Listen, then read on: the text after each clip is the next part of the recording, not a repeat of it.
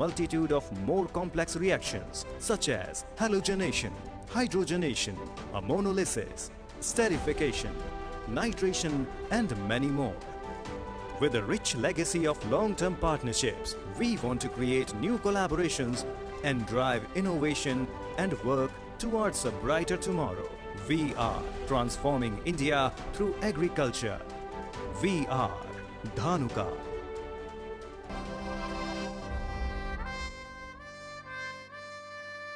In the heart of India, where fertile fields stretch wide, where the farmers nurture their crops with unyielding pride, amidst the lush green crops that sway and dance, stands a company that helps enhance the yield and quality of food produced on our land. Introducing Dhanuka Agri-Tech Limited, established in the year 1980. Dhanuka Agri-Tech Limited is part of the 56-year-old Dhanuka Group and is one of the fastest growing agrochemical companies in India.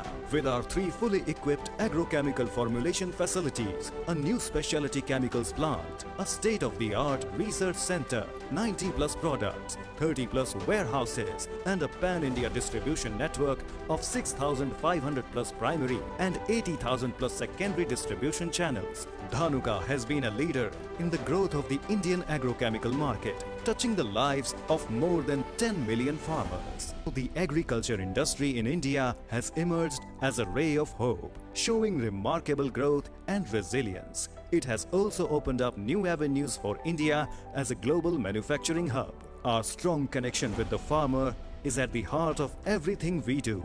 Building on this thought, we recently introduced the India Ka Pranam Har Kisan Ke Naam campaign, which pays tribute to farmers and acknowledges their invaluable contributions to our society. We embark on the synthesis journey with our pharmaceutical division, which was established in the year 1997 for the manufacturing of cephalosporin antibiotics to manufacture advanced pharmaceutical intermediates.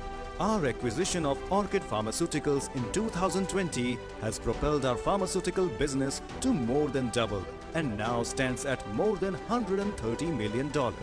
Now, Orchid is setting up a 7 ACA manufacturing facility which would make Orchid the only company in the world to be fully backward integrated and will allow the world to have a new source of antibiotics. To cater for the global market need, we have recently commenced a state-of-the-art chemical synthesis plant in Dahej, Gujarat, where we plan to manufacture specialty chemicals, intermediates, and agrochemical technicals. Dhanuka team possesses the necessary expertise to carry out a multitude of more complex reactions such as halogenation, hydrogenation, ammonolysis, esterification, nitration, and many more.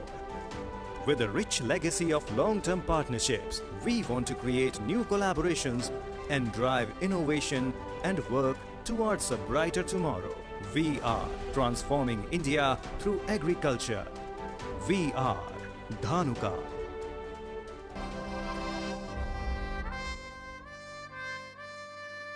In the heart of India, where fertile fields stretch wide, where the farmers nurture their crops with unyielding pride, amidst the lush green crops that sway and dance, stands a company that helps enhance the yield and quality of food produced on our land.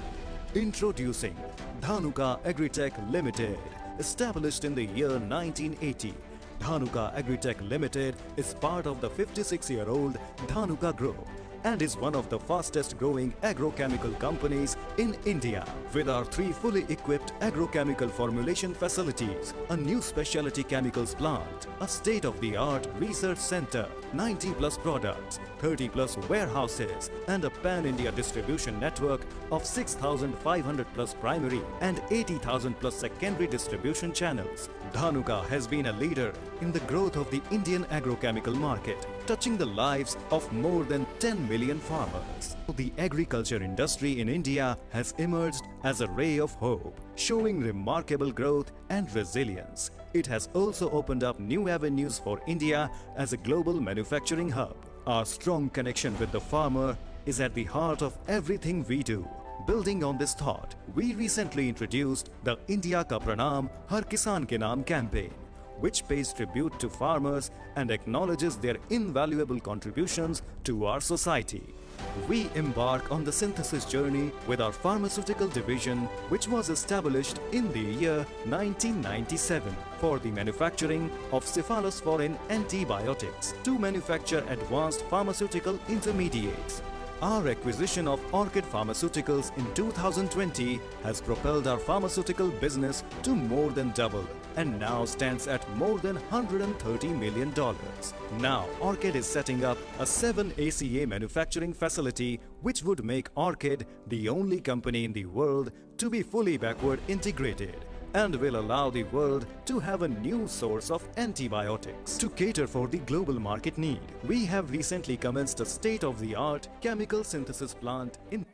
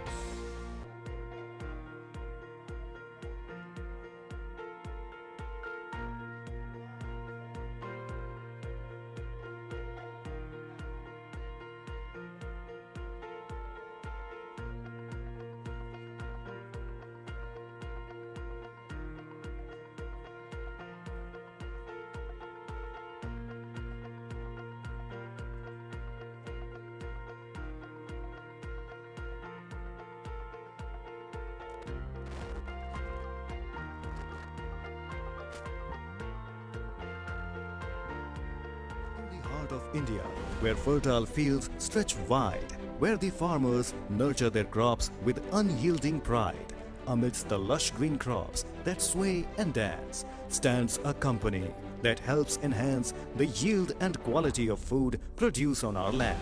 Introducing Dhanuka Agri-Tech Limited, established in the year 1980.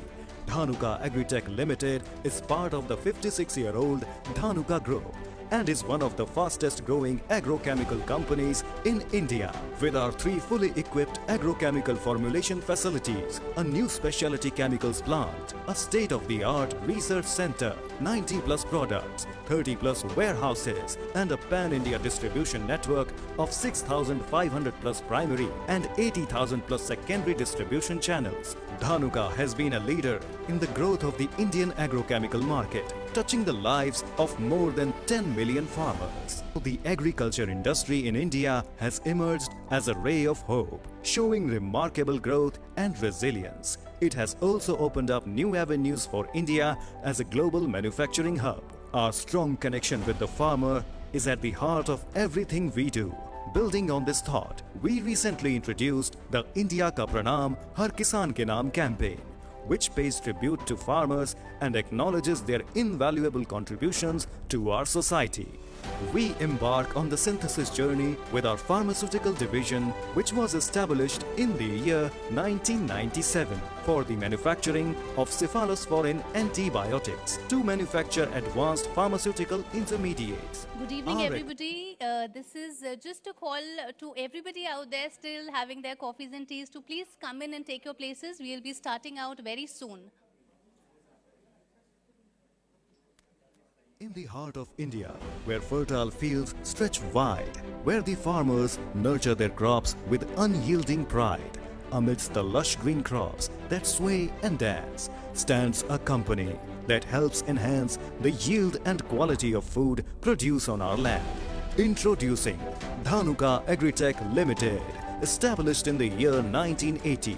Dhanuka Agri-Tech Limited is part of the 56-year-old Dhanuka Group and is one of the fastest growing agrochemical companies in India. With our 3 fully equipped agrochemical formulation facilities, a new specialty chemicals plant, a state-of-the-art research center, 90 plus products, 30 plus warehouses and a pan-India distribution network of 6,500 plus primary and 80,000 plus secondary distribution channels, Dhanuka has been a leader in the growth of the Indian agrochemical market, touching the lives of more than 10 million farmers. The agriculture industry in India has emerged as a ray of hope, showing remarkable growth and resilience. It has also opened up new avenues for India as a global manufacturing hub. Our strong connection with the farmer is at the heart of everything we do.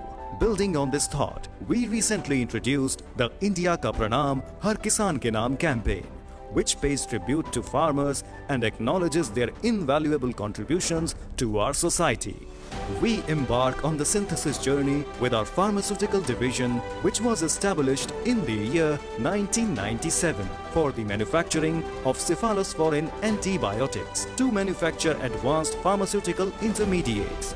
Our acquisition of Orchid Pharmaceuticals in 2020 has propelled our pharmaceutical business to more than double and now stands at more than $130 million. Now, Orchid is setting up a 7 ACA manufacturing facility which would make Orchid the only company in the world to be fully backward integrated and will allow the world to have a new source of antibiotics. To cater for the global market need, we have recently commenced a state-of-the-art chemical synthesis plant in Dahej, Gujarat, where we plan to manufacture specialty chemicals, intermediates and agrochemical technicals. Dhanuka team possesses the necessary expertise to carry out a multitude of more complex reactions such as halogenation, hydrogenation, ammonolysis, esterification, nitration and many more. With a rich legacy of long-term partnerships, we want to create new collaborations and drive innovation and work towards a brighter tomorrow. We are transforming India through agriculture. We are Dhanuka.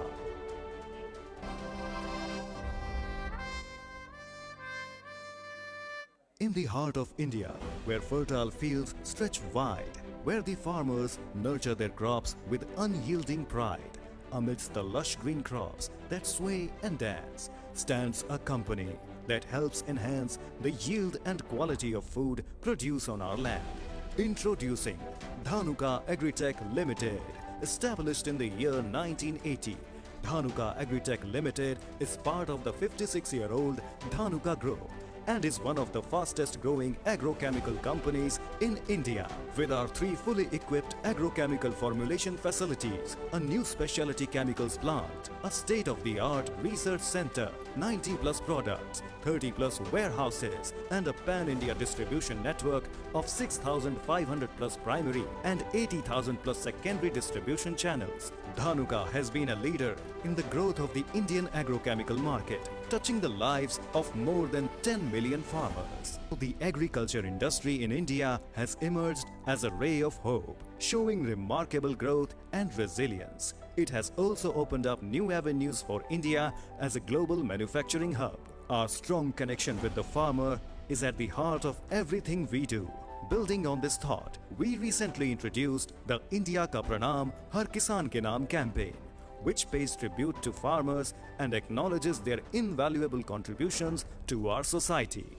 We embark on the synthesis journey with our pharmaceutical division, which was established in the year 1997 for the manufacturing of cephalosporin antibiotics to manufacture advanced pharmaceutical intermediates. Our acquisition of Orchid Pharmaceuticals in 2020 has propelled our pharmaceutical business to more than double and now stands at more than $130 million. Now, Orchid is setting up a 7 ACA manufacturing facility which would make Orchid the only company in the world to be fully backward integrated and will allow the world to have a new source of antibiotics. To cater for the global market need, we have recently commenced a state-of-the-art chemical synthesis plant in Dahej, Gujarat, where we plan to manufacture specialty chemicals, intermediates and agrochemical technicals. Dhanuka team possesses the necessary expertise to carry out a multitude of more complex reactions such as halogenation, hydrogenation, ammonolysis, sterification, nitration and many more. With a rich legacy of long-term partnerships, we want to create new collaborations and drive innovation and work towards a brighter tomorrow. We are transforming India through agriculture. We are Dhanuka.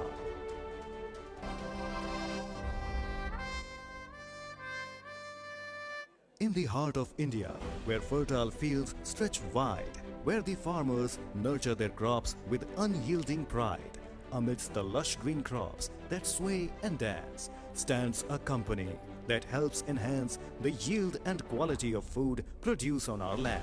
Introducing Dhanuka Agri-Tech Limited, established in the year 1980.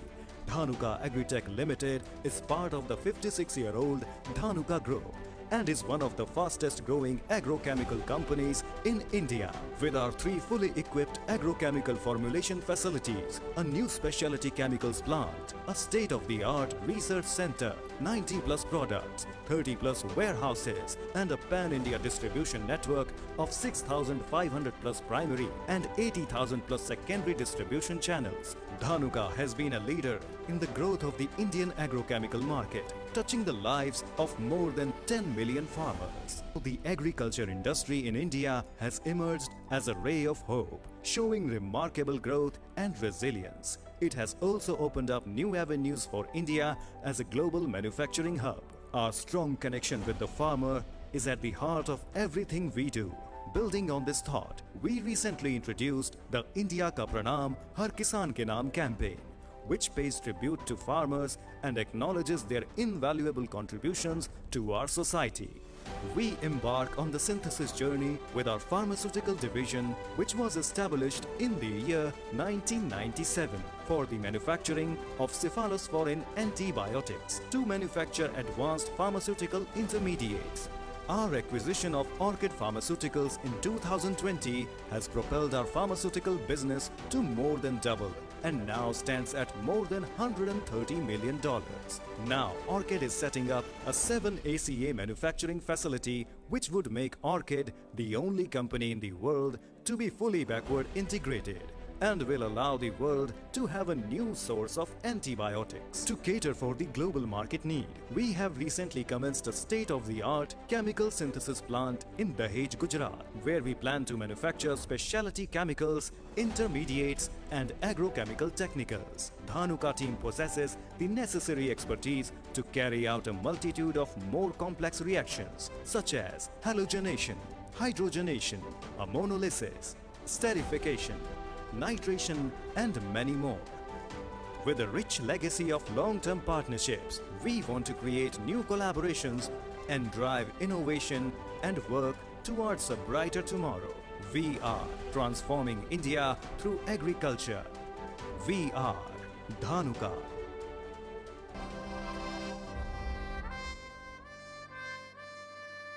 In the heart of India, where fertile fields stretch wide, where the farmers nurture their crops with unyielding pride, amidst the lush green crops that sway and dance, stands a company that helps enhance the yield and quality of food produced on our land. Introducing Dhanuka Agri-Tech Limited, established in the year 1980. Dhanuka Agri-Tech Limited is part of the 56-year-old Dhanuka Group and is one of the fastest growing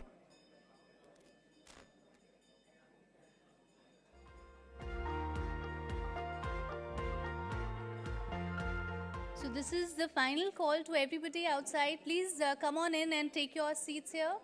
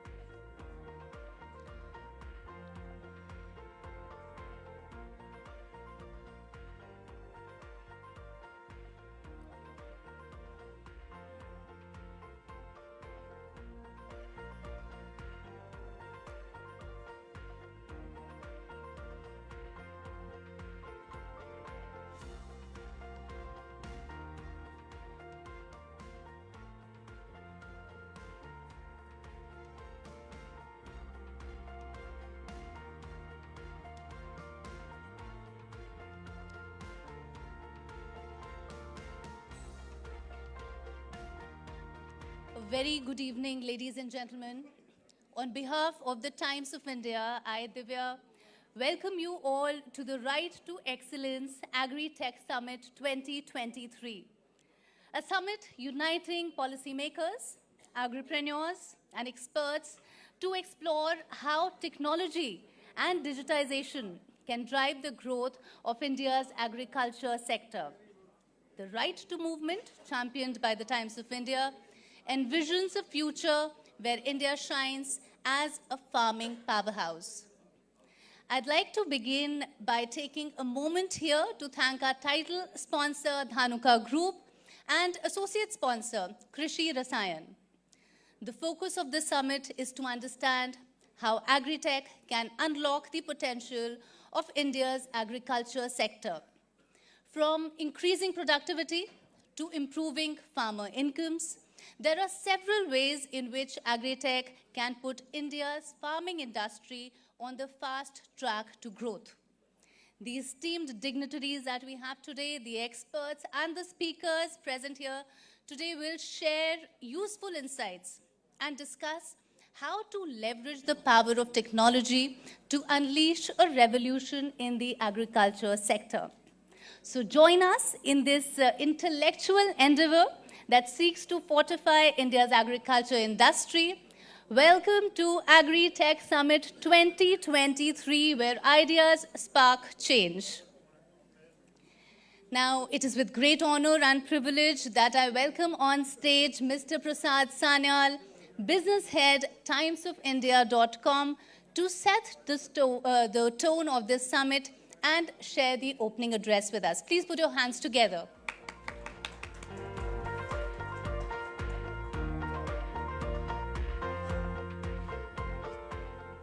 A very good evening, ladies and gentlemen. On behalf of the Times of India, I welcome you all to the Right to Excellence Agri-Tech Summit 2023.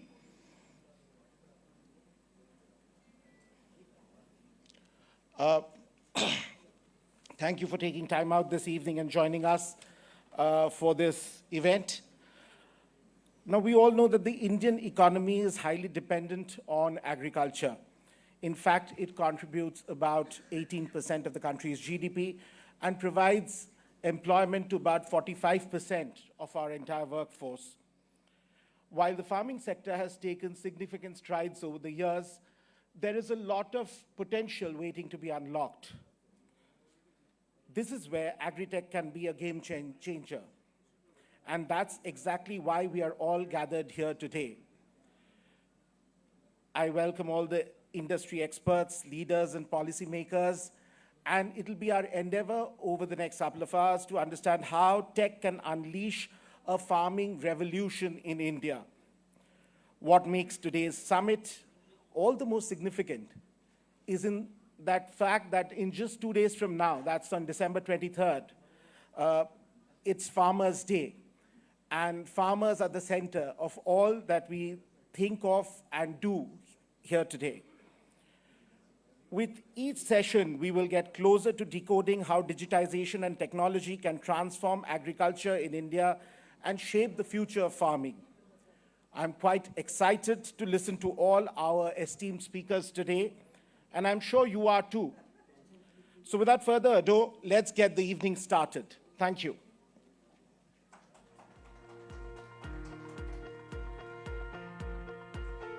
Thank you so much, Mr. Sanyal, for your valuable insights. And ladies and gentlemen, let's begin with our first panel of the day that talks about role of digitization and technology in modern day agriculture practices. Our esteemed panelists will discuss how traditional farming practices have given way to technology-driven ones. From talking about the use of automated systems to decoding the importance of data collection, this session promises to be a deep dive into how technology has transformed agriculture. So now, please put your hands together. We're inviting all our panelists. The first one here goes Vasundhara Chaudhary, youngest Sarpanch from Leelavali. Please, ladies and gentlemen, put your hands together for Vasundhara Chaudhary.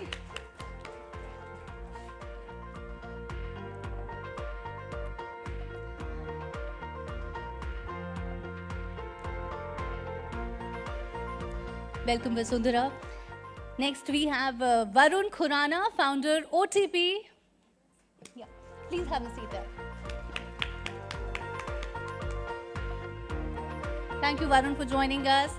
Then we have Sharath Loganathan, co-founder Ninja Cart. A resounding applause, please.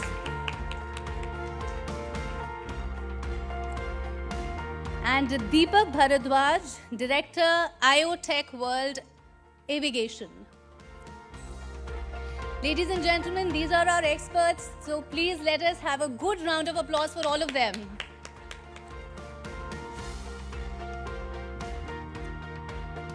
And now I would want to call on stage senior journalist Mr. Bhupendra Chaube to moderate the session. He has been associated with News, NDTV News earlier and News 18 as well, and now is focusing on creating digital platforms. Welcome, Bhupendra.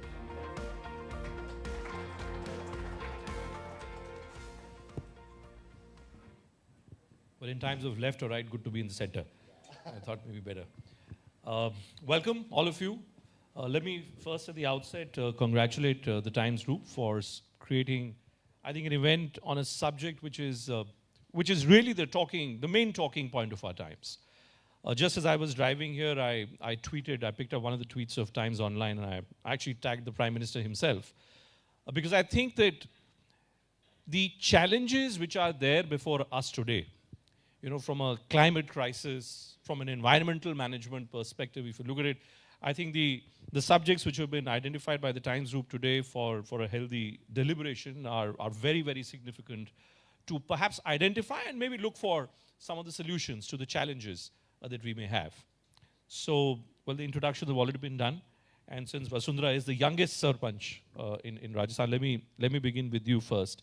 You know, to those of us who live in Delhi, you know, there's been so much of focus on why farming in parts of North India is going on in a certain way, which leads to the kind of pollution which is staring at us in our faces. What role do you think digitization and technology can really play in terms of moving away from what we loosely describe as the media as conventional forms of agriculture, conventional agricultural practices, to newer forms? Go ahead.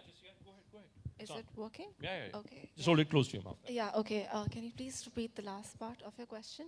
I just want to know from you, how important is digitization, you know, new age technology in terms of dealing with the kind of agricultural crisis points that sometimes we are challenged with here?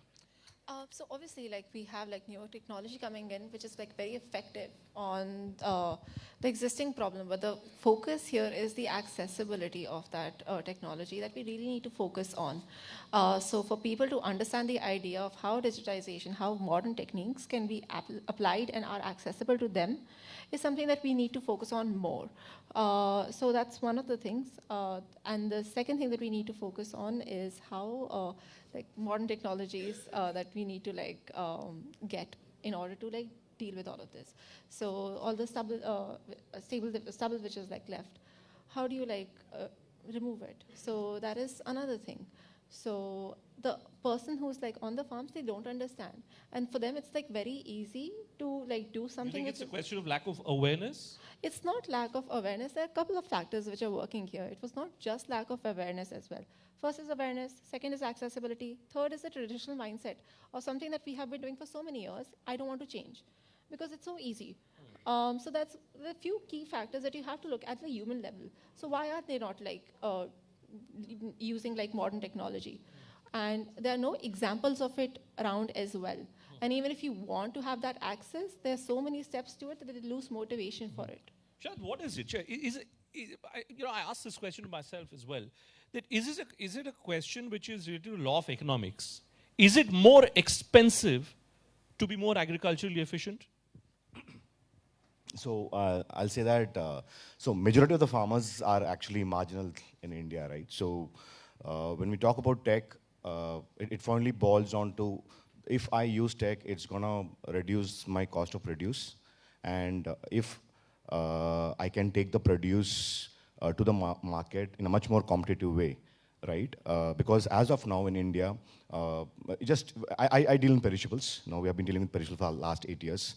We have built a supply chain. We move about 600 to 800 tons a day in Bangalore and Chennai, right? But then the only thing that an Indian consumer today talks is, if you go to supermarket, who are like very few, or the niche are the people who actually choose a vegetable based upon the premiumness of it, right? It's basically the price point is the only thing with which decides. No, that's an important point. Being environmentally conscious, being agriculturally efficient, and let me be really blunt about it.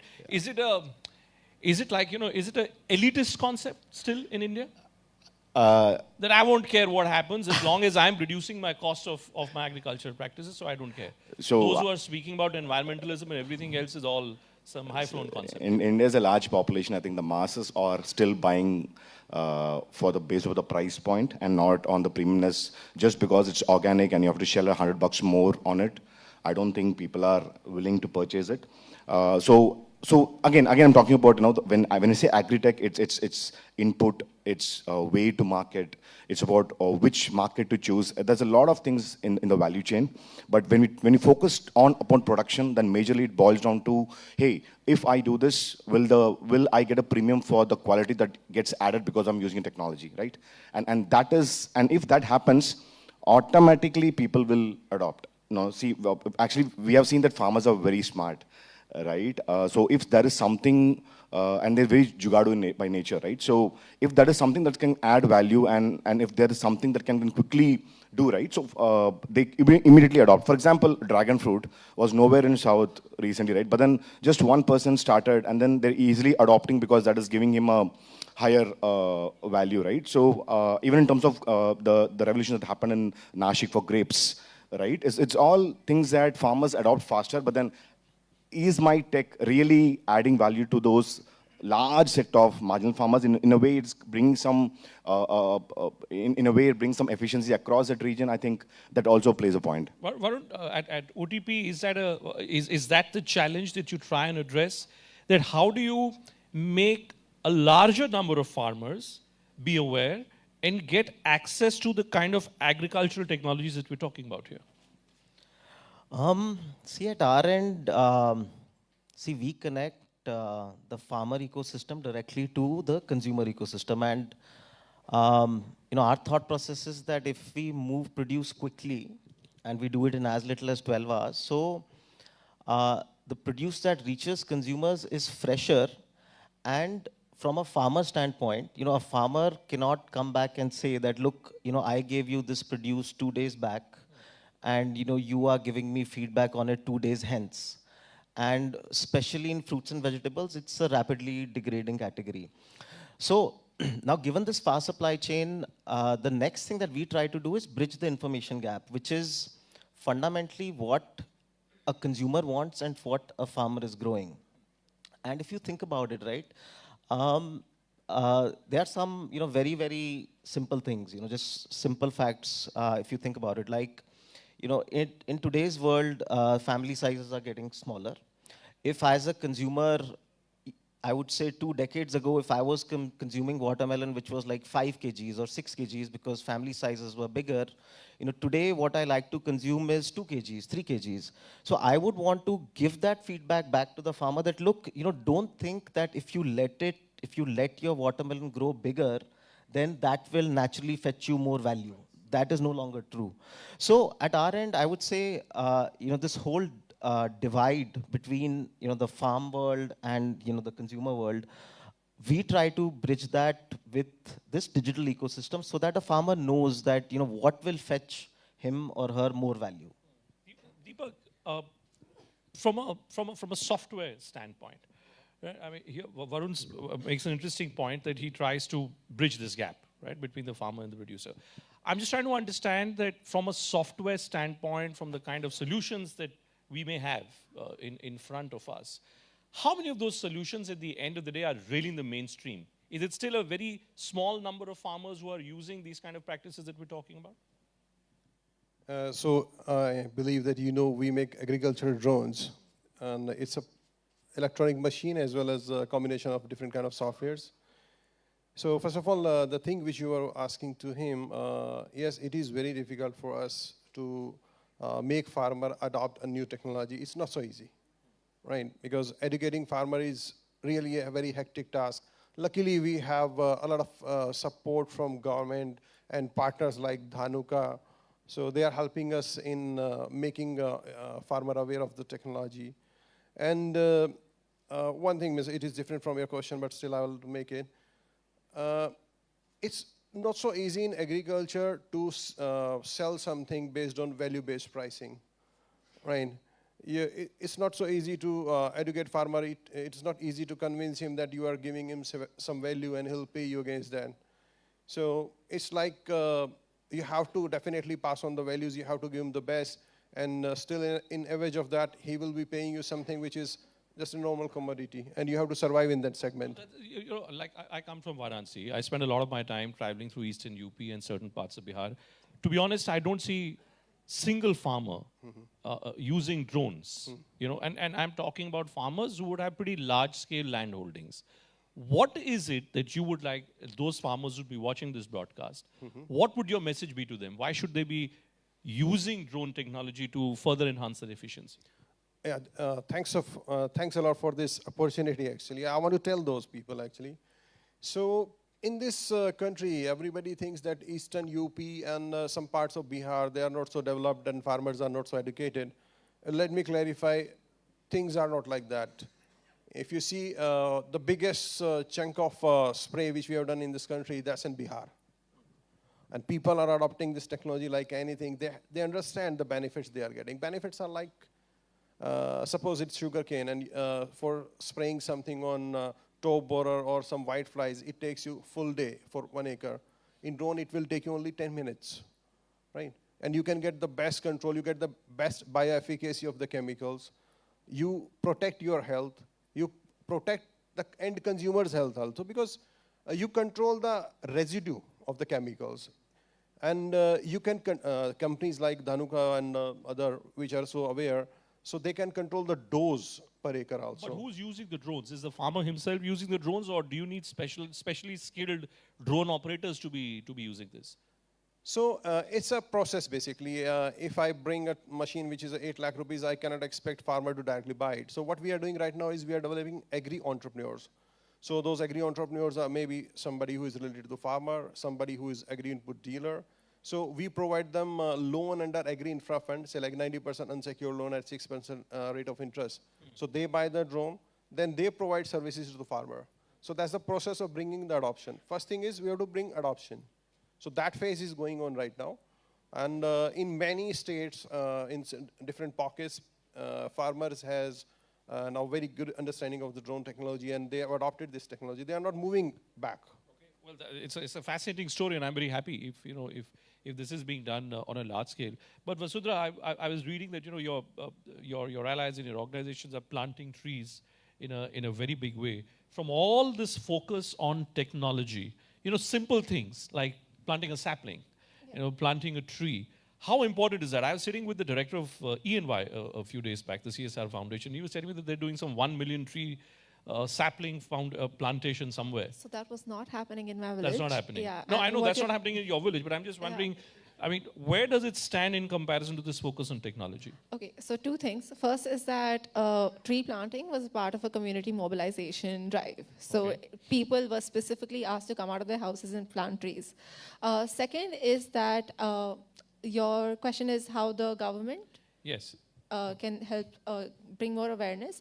So first what we can do is first look at how individual farmer is making money out of it. So one problem in India is that farms are not equally divided. They are segregated everywhere. So one of the problems here in digitization comes is that the cost per unit becomes very high for a person who's having a small piece of land.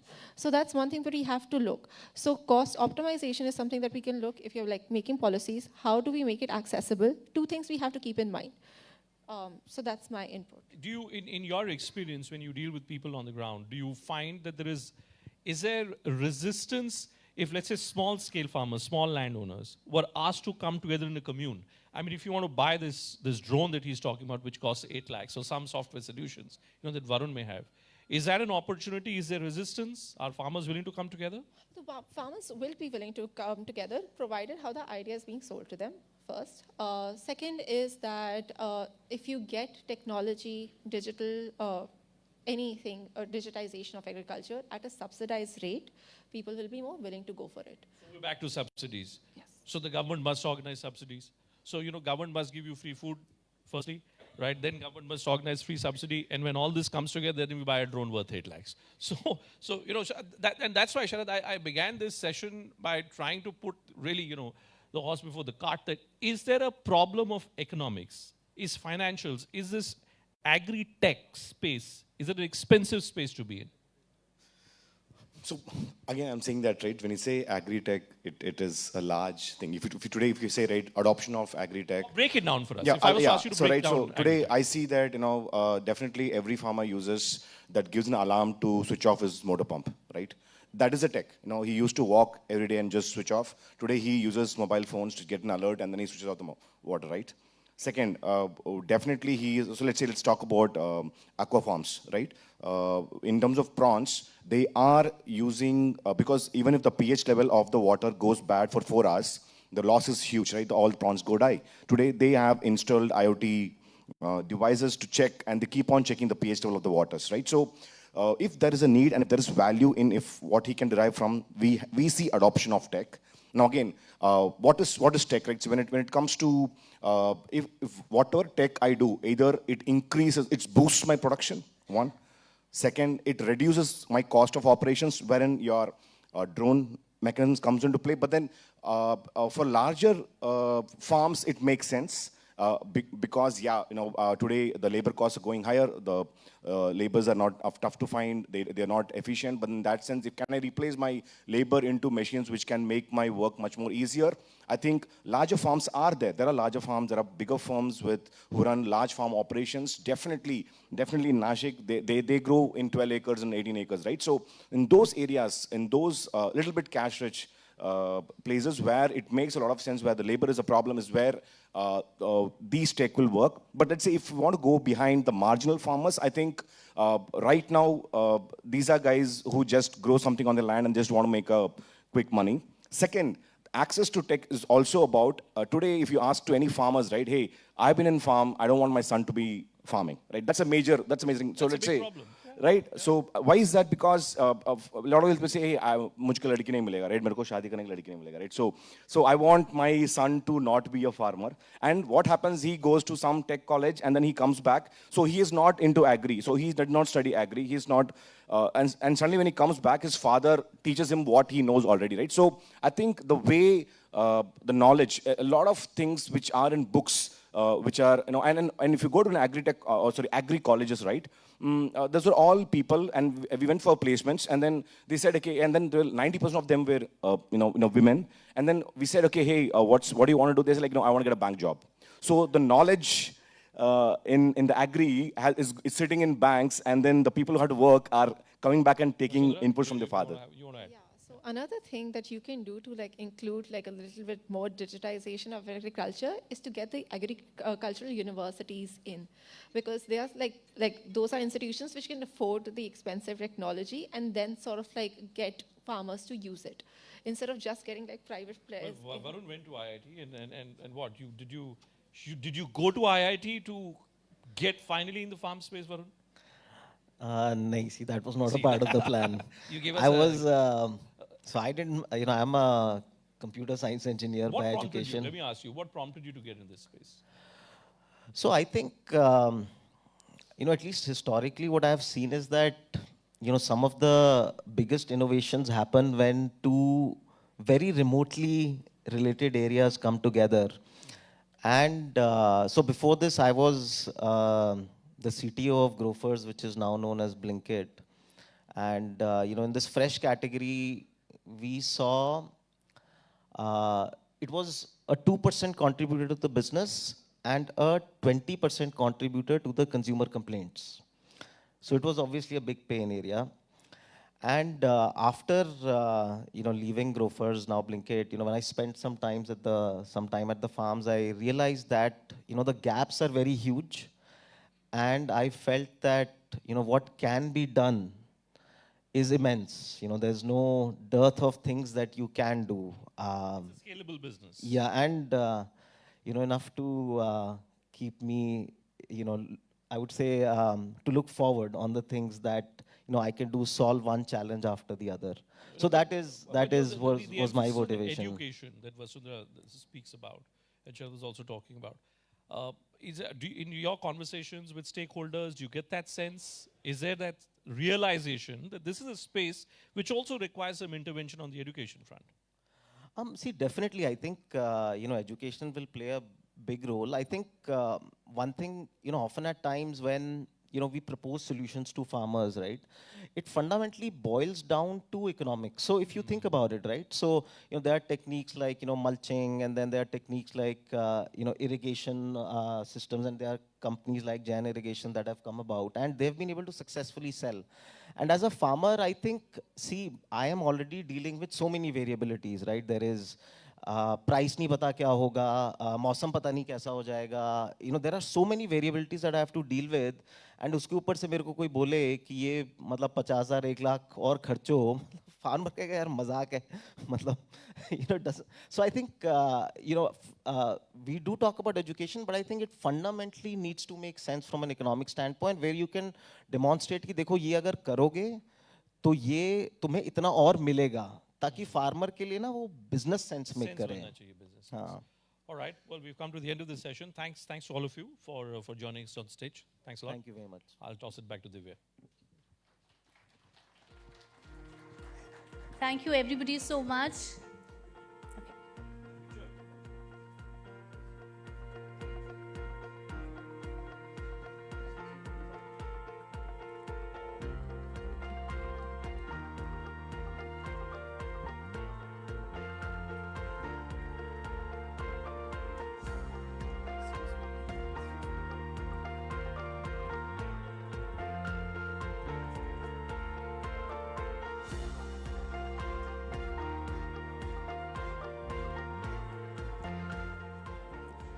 Do we have time for a couple of questions? Okay, so thanks again, everybody, for a lovely, insightful first panel. So many learnings and takeaways there. And it is really amazing to know how advancements in technology can impact agriculture. Now it is time to move on to our next fireside chat. हमारे जो अगले guest हैं इनको introduce मैं ऐसे करना चाहूँगी. Majority of us, a lot of us, as I can see from the crowd, हम इनकी कविताएं सुनते हुए बड़े हुए हैं. काफ़ी बुरी कविताएं जिन्हें आजकल के दौर में क्रिंजी भी कहा जा सकता है. But not only was he writing cringey but extremely endearing poems for his mother. They were all dedicated to his mama. So does mama ring a bell? So yes, I'm talking about Rosesh Sarabhai from Sarabhai versus Sarabhai. You've seen and loved Rajesh Kumar for his role as Rosesh Sarabhai, but did you know that he is also a farmer and an agripreneur? It is also, if you go to his Instagram ID, we'll see that he introduces himself as actor by profession and farmer by choice. So please, ladies and gentlemen, put your hands together for Rajesh Kumar. May I request you to please join us on stage, Rajesh. Louder applause, guys. And Bhupen, please.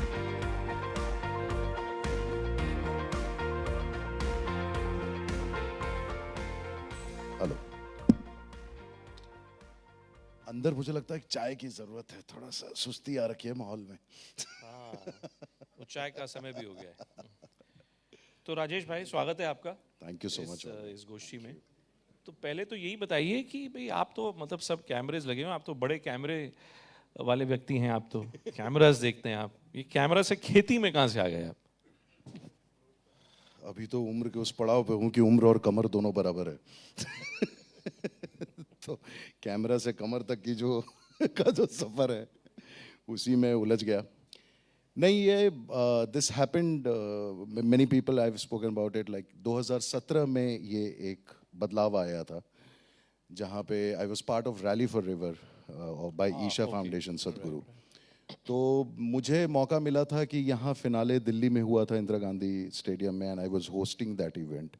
So I came as an actor and I was just part of it. तो I hosted it in Bhopal, I hosted the event in अपना Lucknow and then final in Delhi.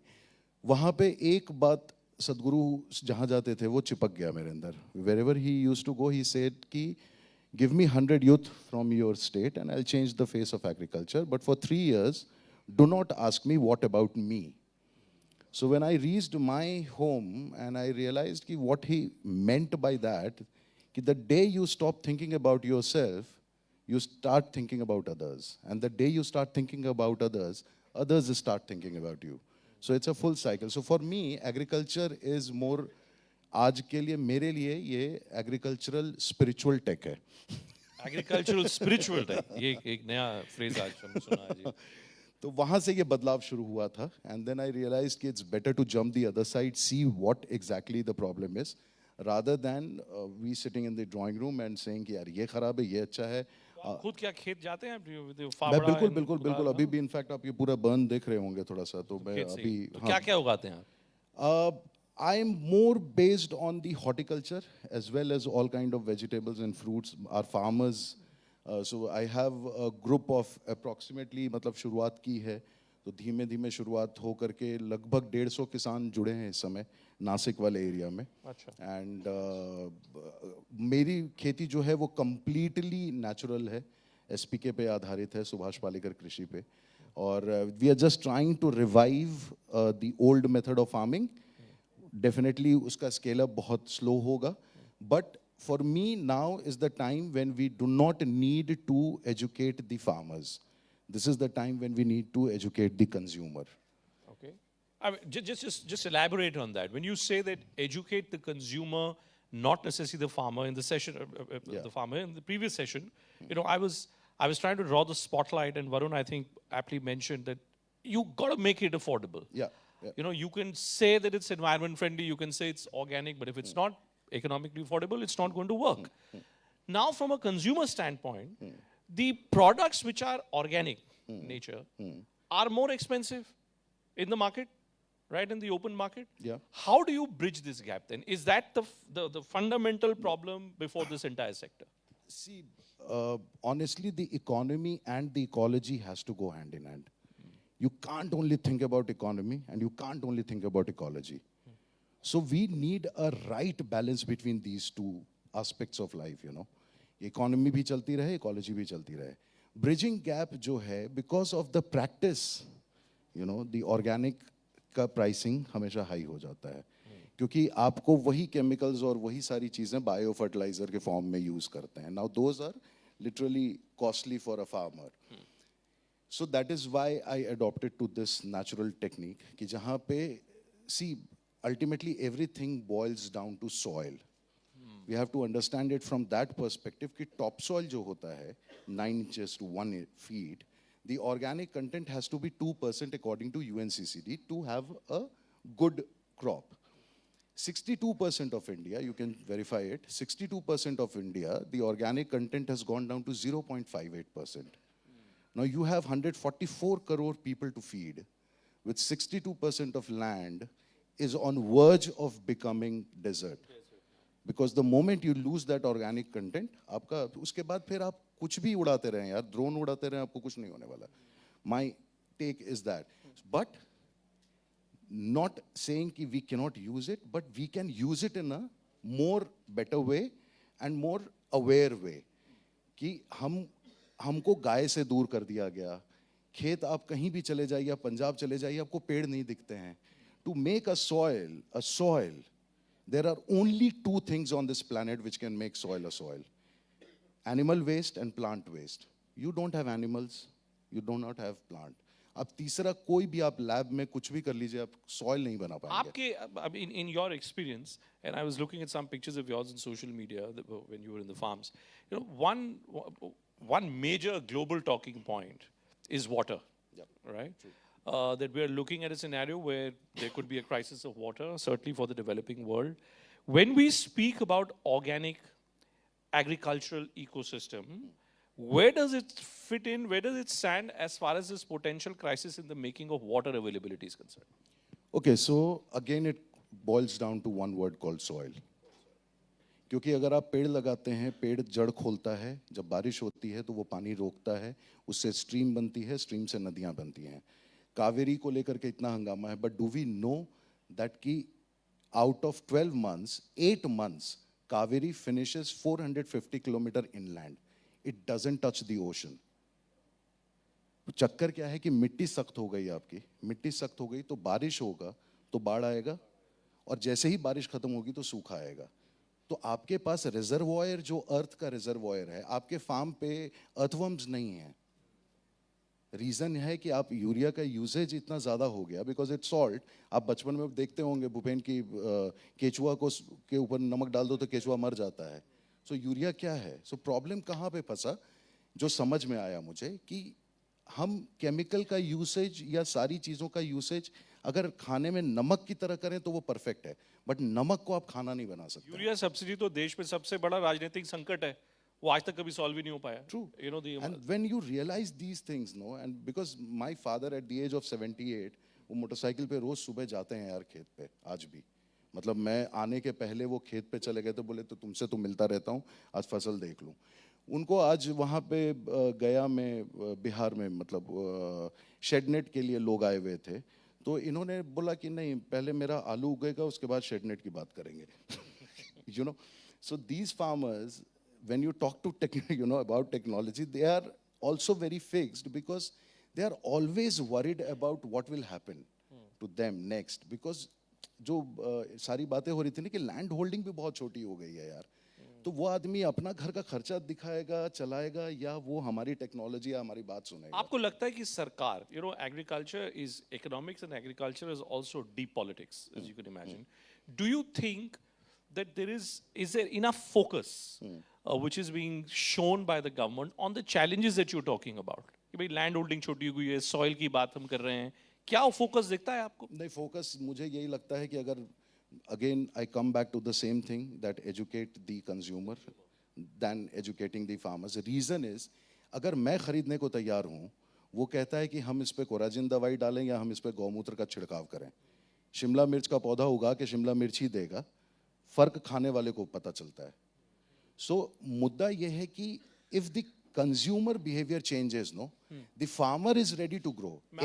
Which way? Sorry. You know, I was in Uttarakhand a few days back, and I met someone who's engaging with farmers, and he gave me a good line. He said that there is focus on no boil, no oil. कि आप खाना खाएं no boil, no oil. तो मैंने पहला सवाल यही पूछा कि अगर no boil, no oil, तो उस खाने में जितनी impurities हैं वो सब तो अंदर चली जाएंगी, सिस्टम ही खत्म हो जाएगा. So apparently in Kerala, and I'm sure there are greater experts here, in Kerala there is a whole research and experiment which is going on that you should eat raw food. आप भिंडी आप raw खाइए, आप पकी हुई मत खाइए, उसमें नींबू और डाल के खाइए, and apparently it's supposed to be very good, you know, for your health. I don't know whether I can never consume, you know, bhindi which is not been cooked. But you know, you're a perfect example, Rajesh, of a brand ambassador for the agricultural space, right? I mean, what do you think the next generation of farmers? Yeah. There was Amitabh Bachchan, who became a farmer for land. And there is Rajesh ji, who's become farmer because Rajesh ji's heart is in the agricultural practices. Absolutely. मतलब मेरी कहानियाँ आजकल social media बहुत अलग-अलग तरीके से सुना चुकी है. जब उनको पता चला कि मैं खेती कर रहा हूँ तो 3 तरह की खबरें आई मेरे बारे में.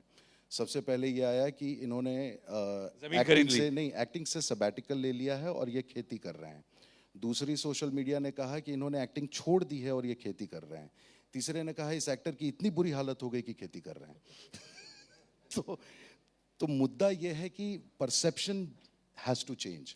बिकॉज मेरा बेटा जिस दिन उसको पता चला था कि मैं खेती करने वाला हूँ, the first line he said, पापा मत करो, किसान गरीब होते हैं. I said why?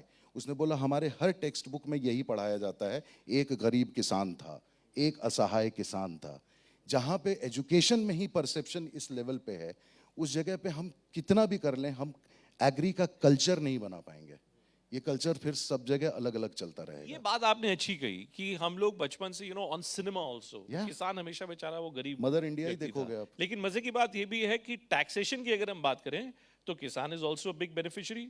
उसको कोई सरकार उसको कोई छूना नहीं चाहती. सो इन दोनों धुरियों के बीच का जो विरोधाभास है, जो उसको कैसे खत्म किया जाए? आपका बेटा कह रहा है कि किसान गरीब है, बट बड़े किसान बहुत अमीर है. आप पंजाब में जाएं, आप गुजरात में जाएं, there's a lot of wealth. लेकिन मैं बता रहा हूँ भूपेन, मेरा रिसर्च ये कहता है कि जब ये उसी पंजाब से जब कैंसर एक्सप्रेस चलती है ना, उसका कारण भी पता है. आज जो डिग्रेडेशन हो गया है सॉइल का, मैं बता रहा हूँ, the day we all get together and focus only on soil health, I am telling you everything can happen. The policy has to change, that better the organic content in the soil, the better the price for you produce. Do everything to get जी. अच्छा sir, सुना था मैंने देखा भी है, research भी किया. No you might be right, there is nothing right. जी. We should always focus. Yeah I think आपका सर जब क्लोजिंग एड्रेस आएगा, you may want to address that question. Point taken sir, point taken. हाँ, वो perception हो जाता है. That is one of the points, but I don't think 99 things which I have said is lie. हाँ, that is out of my experience as a farmer for last whatever 5-7 years in the field. And and just to sort of like a bridge between the two contrarian stands, I'm just wondering, and in the previous panel also this question came up, education. आप खुद ही कह रहे हैं कि text books में भी पढ़ाया जाता है ऐसा. Agricultural universities, education, like Vasundhara was, she's a big brand ambassador for creating greater awareness of the kind of challenges which are there in front of us, whether it's climate crisis or environmental crisis. Do you think education could actually end up holding an answer to the challenges that you have identified, whether it's consumer sensitization or anything else under the sun? Is there a need for better education? See, and the education has to start from home. It cannot be just school, it cannot be just college. Where do you create the interest? आप आज बच्चा आपका मिट्टी में खेलने जाता है तो आप बोलते हैं इसमें से कुछ हो जाएगा. हम लोग सब बचपन में मिट्टी खा चुके हैं. Everything has come out of soil. Tell me one thing on this planet which has not come out of the soil. So till the time you do not create that excitement within those kids or the younger generation, they will not go or take it seriously.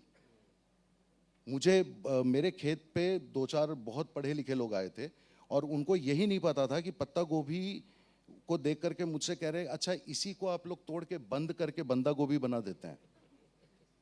And they come in high-end car, and they come in high-end car, and आप उनके बच्चे से अब क्या उम्मीद कीजिएगा कि वो कहाँ से interest create करेगा? Perception की जो Perception, आपने बात की वो अच्छी absolutely, and the education and perception has to happen at a very foundation level. Like अगर आपके स्पेस में आप सिनेमा में देखें, आप हॉलीवुड देखें, तो हॉलीवुड में फार्मर आता है, वो एक टेक्सन हैट पहन के चलता है, बड़ी गाड़ी में चलता है. उसके बाद भारत में वो किसान जो है, वो मतलब उसका चित्रण इस प्रकार का हम लोग कम ही देखते हैं हम लोग ऐसा. करेक्ट बहुत मतलब मैं तो यार नासिक वाले बेल्ट में काम करता हूँ, वही हो जाता है ना कि एक बार आंधी चली, मटर खत्म हो गया, खराब हो गया, then you have to wait for 3 months to produce something. So we have to be sensitive about that the day they start getting good market, and that is where I'm again coming back to consumer.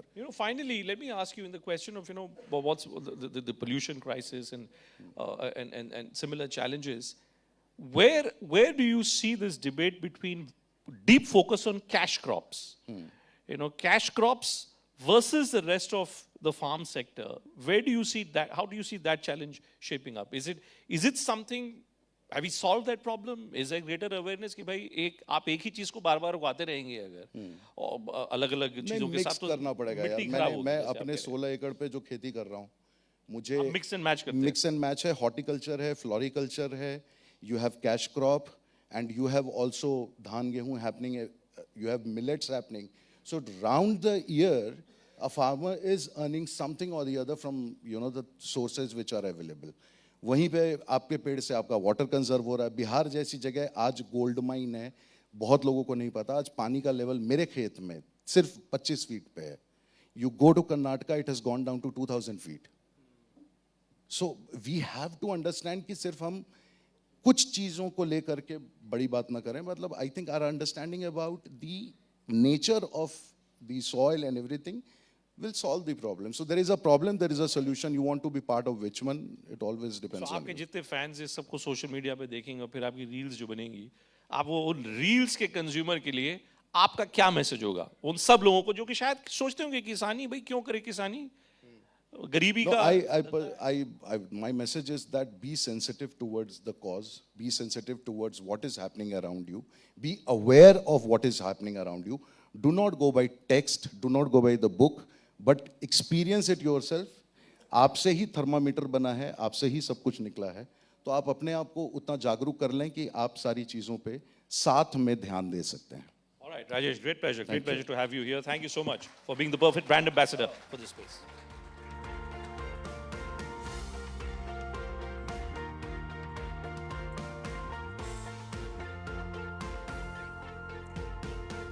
Thank you so much again.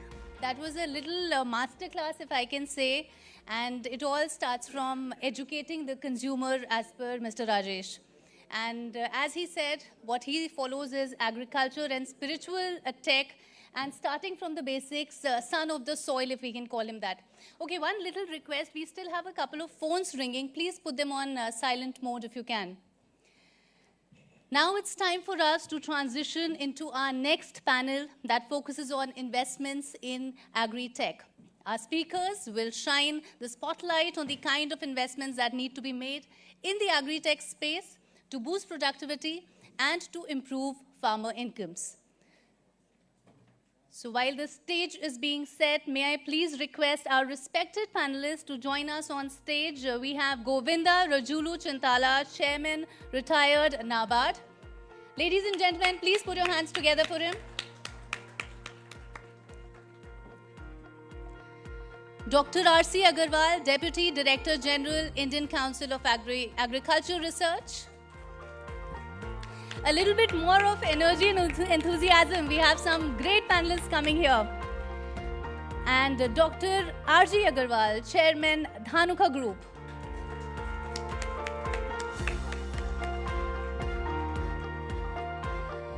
And finally, Anand Ramanathan, Partner Consumer Products and Retail Sector Leader, Deloitte India.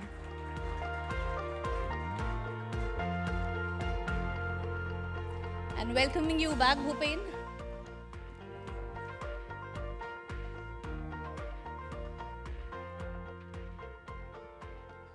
Well, this is, I think this panel should throw light on the questions which we were raising over the last two panels, which is the law of economics. Where does the law of economics wo kahan stand karta hai?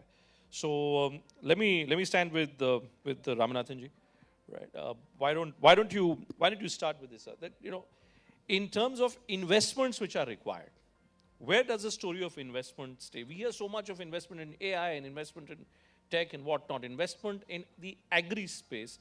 Where is that story today? Great. So thanks for that, Bhupen. Now, when we look at investments, we can break it up broadly into three areas, right? In agriculture, you can either increase production, or you can improve yield, or three, you can increase prices, right? That's how agricultural output is going to grow. And hence, if we look at investments, the easiest investment, I work with the government of UP to help them grow their economy 4 times, right? From 250 billion to 1 trillion, that's the dream. So agriculture is about 1/4 of that. So 60 billion has to grow to 200 billion. And obviously that's not easy, right? So when we looked at ag tech, the first area we looked at was, what is it? We all speak about the farmer and the consumer, but there's also the government, there's the farmer producer organization, there are a number of other players in the ecosystem, right? So one of the big areas of investment is government investment itself. Can you do something to get better remuneration for the farmer? See, out of those 3 things which I told you, production, yield, and price is the immediate benefit that the farmer will get. Right? So can I invest in, when we speak of all this ag tech ecosystem, there are some players who directly buy from farmer. Right? And therefore, can you invest in giving them better prices? Right? That's the easiest and the lowest hanging fruit. Right? And hence, how can I do that? Can I grow things which are in demand? In India, one of the things you'll hear is that processable varieties are not grown. There is very little food processing which happens. Exports do not get varieties which are of the same size and shape which you can export, right? And hence, the first thing that you can do is, can you invest in more processing, right? So can I attract? So in UP itself, can I get more local investment? That state itself has local players. Can I get them to invest more? Then I get national players to come there. And then, of course, you have international players who can invest in food processing. Similarly, the second step is, what can the government do? Good example from, again, the same state, sugar cane, right? For sugar cane, a lot of it is automated. The government has invested in technology where money can directly go to the farmer. In between, you used to have a lot of intermediaries, a lot of cartelization. Now, all of that went when you digitized from the government side itself, right? So the government calculates how much the farmer needs to get, basis his output, and it gives it. Or it does crop surveys using technology, which will say how much of sugar I'm going to get, and therefore what my pricing should be, right? So the government can do a lot of investment. Can I drive that? And lastly, of course, there is agricultural input itself, right? Whether it's mechanization, whether it's the right inputs. A lot of our growth has come from using the right input. If you look at the Green Revolution, it's happened because we've used the right inputs, right? So can I have investments around that? Better yield, better seed varieties, better higher levels of mechanization. Can I look at, we spoke of biopesticides and biofertilizers instead of traditional agrochemicals. So what can be irrigation? That's the other big thing, right? You would assume that in a state like UP where there is so much water, you don't need drip irrigation, but you just use drip irrigation in sugarcane and the yield really goes up, right? So these are all areas where, again, investment needs to happen. So broadly, invest in things which improve farmer realization and price, invest in things which improve yield, and finally, the amount of land in agriculture is going to reduce. Therefore, invest in processable production, which can go into processing. So Govindji, this wish list is very good. But actually, wish list is that one should be investing into the kind of activities that Anand is talking about.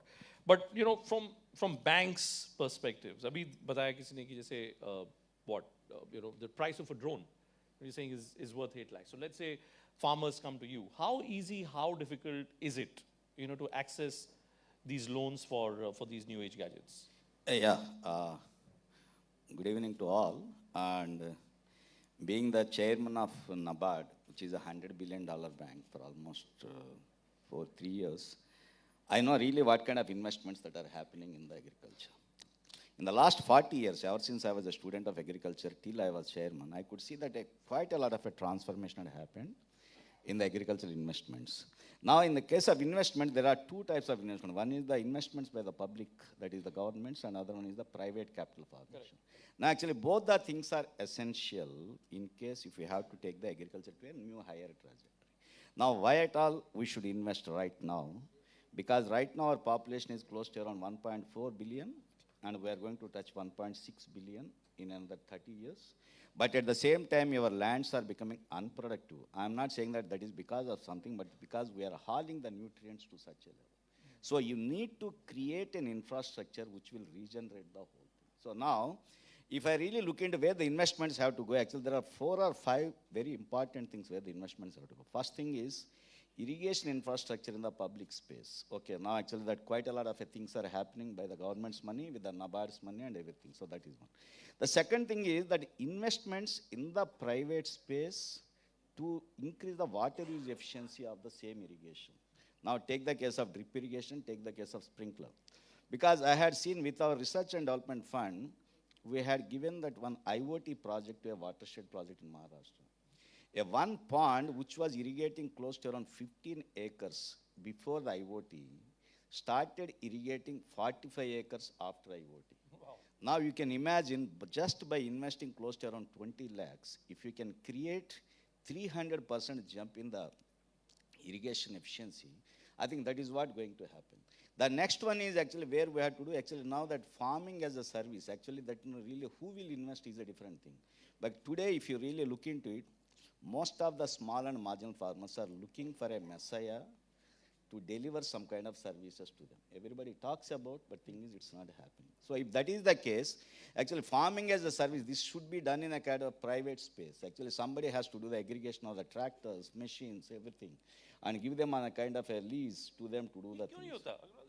अगर ये मतलब aggregation की बात हो रही है कि आप छोटे अगर आप लैंड होल्डर हैं अगर आप सो आप भाई आपको ट्रैक्टर आप किराए पे लेके आते हैं आप 5-10 फार्मर्स आप मिलके आप आए क्या इस दिशा में कोई पहल उठाई गई है पहले क्या माइक उधर होगा आपके पास यस एग्रीगेशन की जहाँ तक बात है तो बहुत सारे ऐसे कदम उठाएं और स्पेशली जैसे आप कस्टम हायरिंग सेंटर्स की बात करेंगे या पूलिंग ऑफ रिसोर्सेज की बात करेंगे इस तरह के बहुत सारे प्रयास किए गए हैं सरकार द्वारा हमारे काउंसिल के द्वारा और बिना एग्रीगेशन के मैं नहीं समझता कि हम टेक्नोलॉजी को शेयर कर सकते हैं सभी किसानों के साथ में चाहे वो ड्रोन्स है चाहे इतनी एक्सपेंसिव कोई भी टेक्नोलॉजी है मैं इसमें एक एजुकेशन पॉइंट ऑफ व्यू से आपको एक बात बताना चाहूँगा क्योंकि मैं एजुकेशन को हेड करता हूँ कंट्री में आईसीआर के द्वारा कि जब तक हम लोग साइंस टेक्नोलॉजी और इनोवेशन का सहारा नहीं लेंगे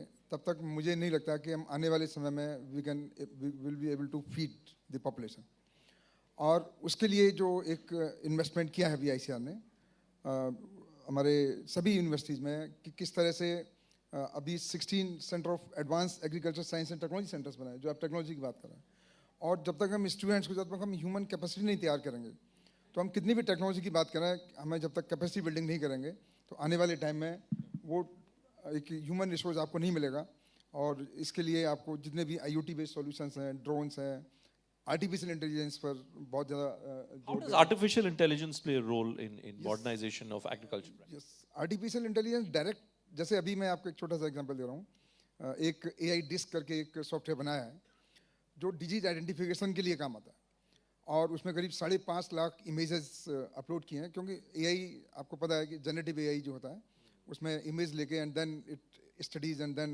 इट आइडेंटिफाइज कि क्या करना है और अभी उसको स्केल अप करने की कोशिश कर रहे हैं तो इस तरह से आपको आइडेंटिफाई करने पड़ेंगे बहुत सारे ऐसे एरियाज हैं डिजीज इज जस्ट वन और उसके अलावा आपको ड्रोन्स में बहुत सारा AI का आप यूज़ कर सकते हैं तो drone is only mechanical thing लेकिन उसमें आपको क्या यूज़ करना है ये आपको देखना पड़ेगा उसके लिए तो इसमें हम स्टूडेंट्स को सभी कंपलसरी कर रहे हैं कि आपको AI का कुछ कोर्स एटलीस्ट बेसिक नॉलेज आपको AI के बारे में होनी चाहिए IoT के बारे में होनी चाहिए something about this next generation technologies सभी बच्चों को रेस्पेक्टिव ऑफ डिसिप्लिन ये सभी आपको जानकारी होनी चाहिए अगर साहब आप माइक लें ये जो पूरी चर्चा है ये इस बात को लेकर है कि आप एग्रीकल्चर को इन्वेस्टर फ्रेंडली कैसे बनाएं, उसको एक हाईटेक कैसे बनाएं आप उसको।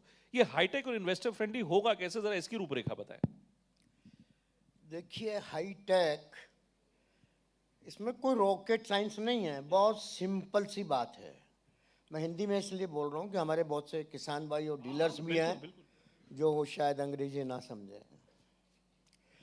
जब देश आज़ाद हुआ तो उस टाइम 50 लाख टन हमारी अनाज, 50 मिलियन टन, और आज 330 मिलियन टन को हम क्रॉस कर चुके हैं। तो ये सब कहीं ना कहीं तो हाईटेक ग्रीन रेवोल्यूशन हुआ, उसकी वजह से ये सब।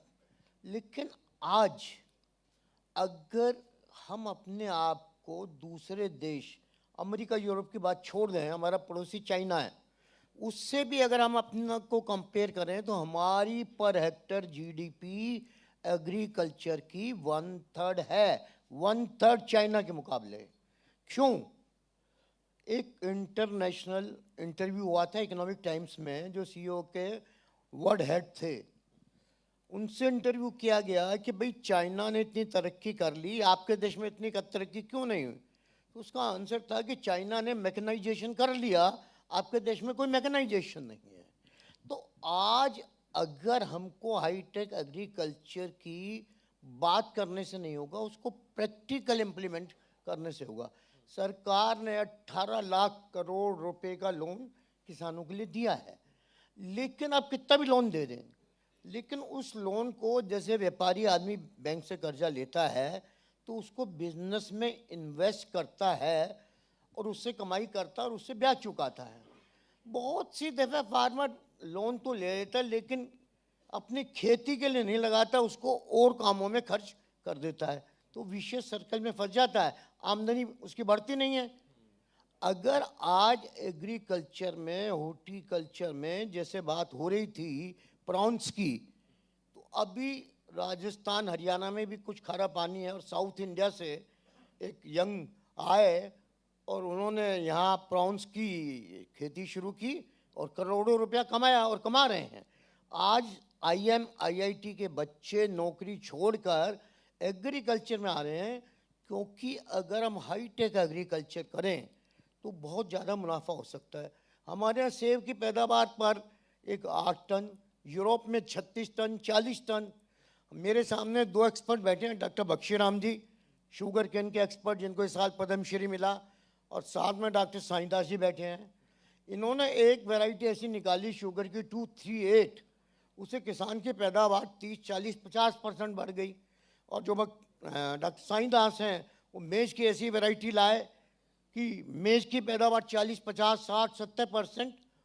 और अभी भी अगर हम देखें तो हमारी पैदावार 2.5 टन प्रति हेक्टेयर है, अमेरिका की 11.5 टन है। तो कितना टेक्नोलॉजी से पोटेंशियल अवेलेबल है, और ये सब हो। तो दिक्कत क्या है फिर सर? अगर मतलब आप जो उदाहरण दे रहे हैं आपकी 2.5 टन और 12.5 टन का जो फासला है, भाई एक और मैं देखता हूं कि सरकार में और खास तौर से सरकार में इतना एम्फेसिस है फार्म सेक्टर पे, क्या टेक्नोलॉजी की तरफ एम्फेसिस नहीं है क्या?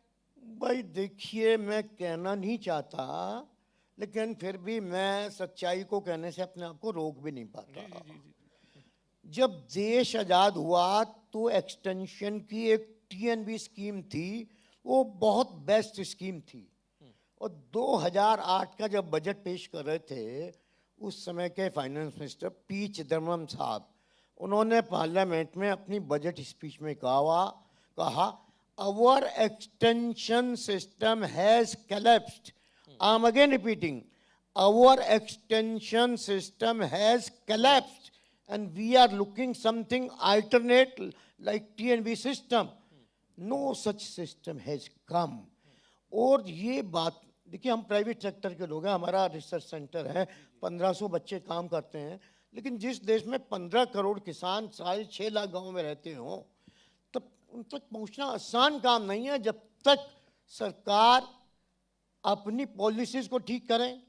भाई आज एक्सटेंशन कोलैप्स हुआ, करोड़ों रुपए सरकार का, अरबों रुपया टैक्स पेयर का खर्च हो रहा है, तो कोई प्रॉब्लम डिस्कस करने से नहीं होगी, उसका सॉल्यूशन क्या है? मैं तो इसी मैं सॉल्यूशन पे, तो let me ask mister Agarwal also, you know sir, look at Punjab.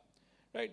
Just look at what kind of example are we setting for the rest of the world that for 2 months now, I'm seeing every year, the city of Delhi, the national capital, ends up becoming a smoke chamber. We've not been able to solve the problem.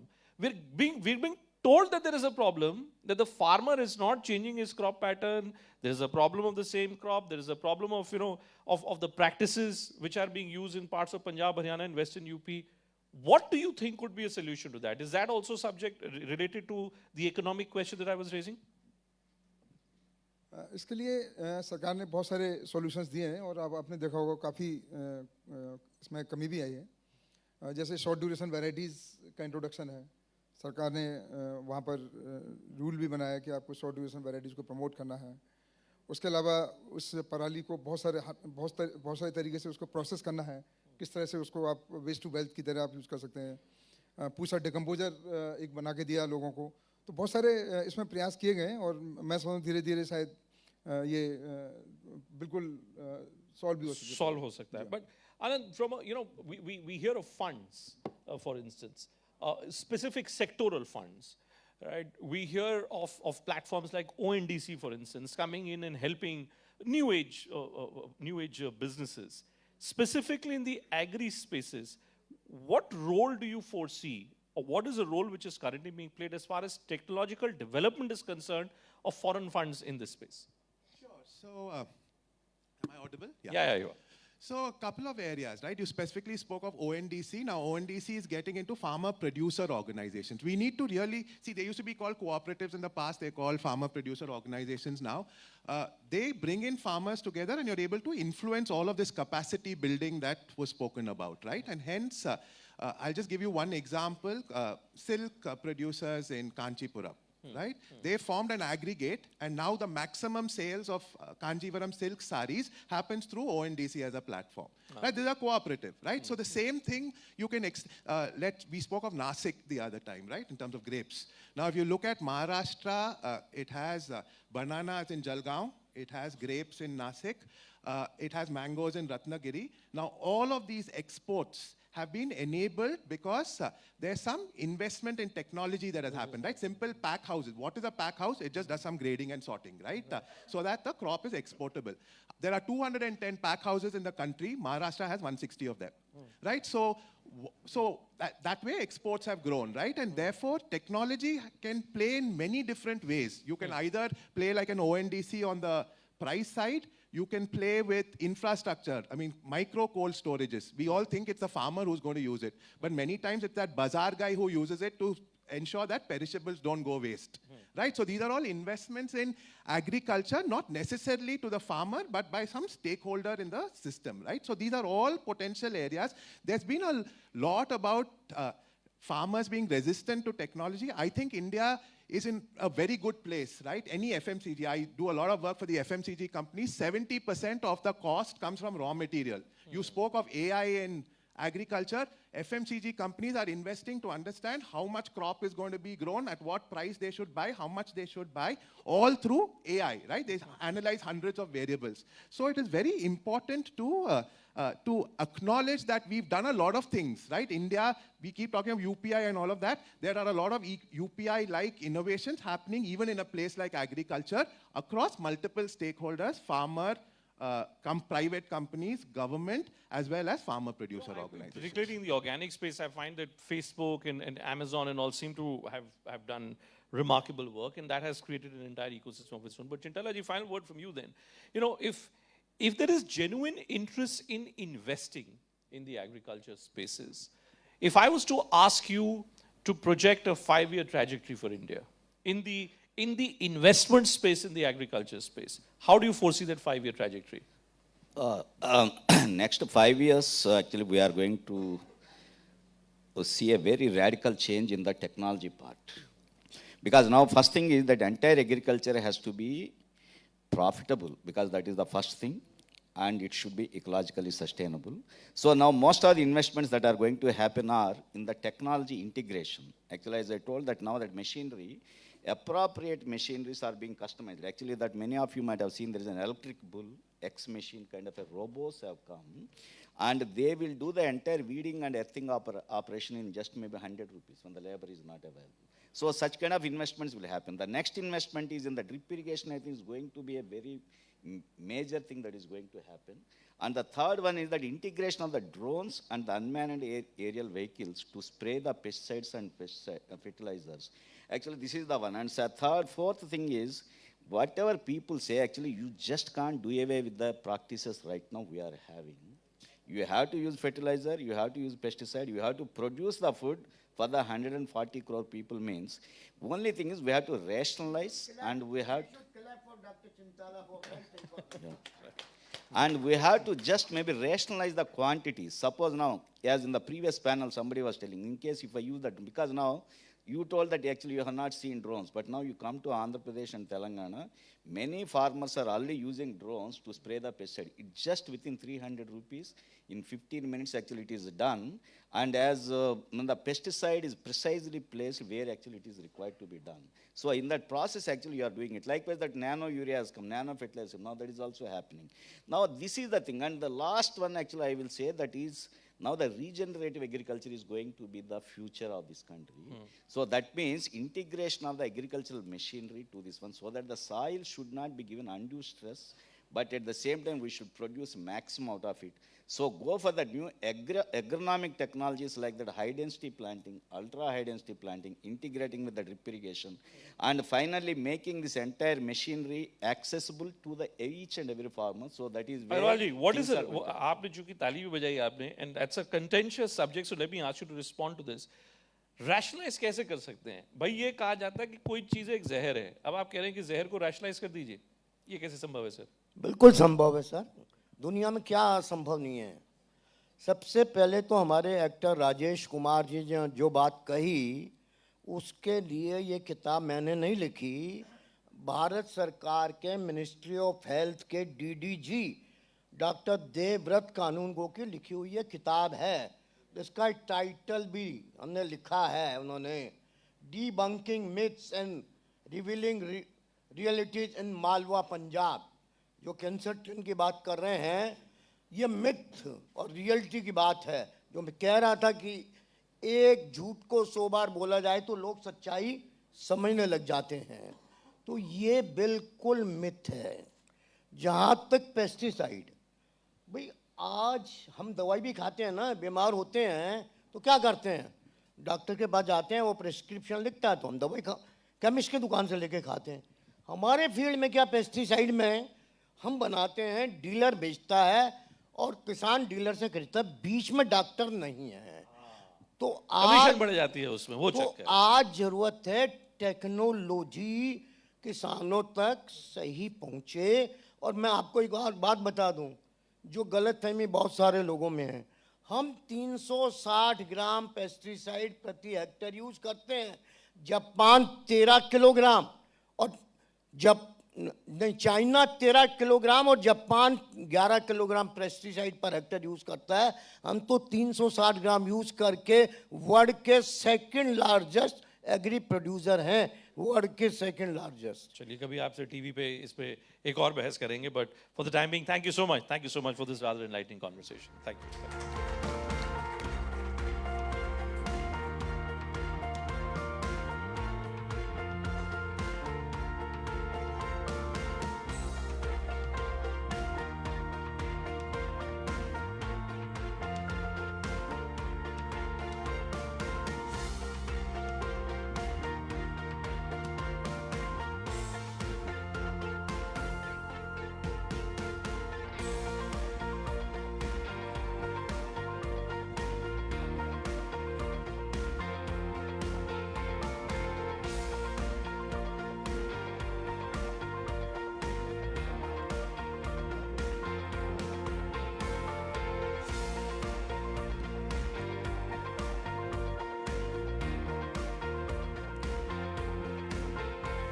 So that was quite an enlightening session on how investments in technology and machinery can actually reshape the future of Indian agriculture.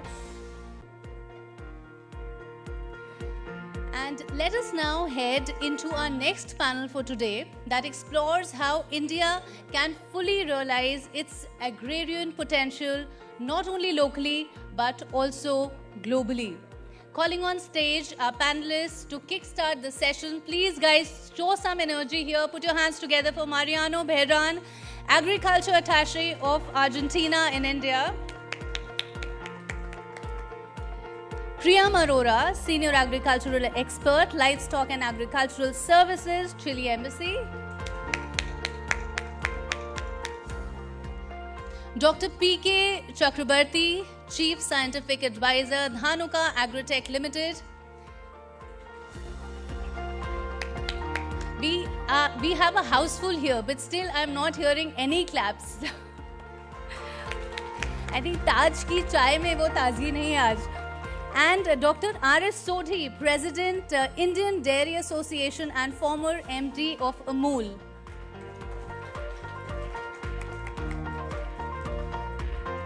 Bhupen, I'll invite you back on the stage to please take it on from here.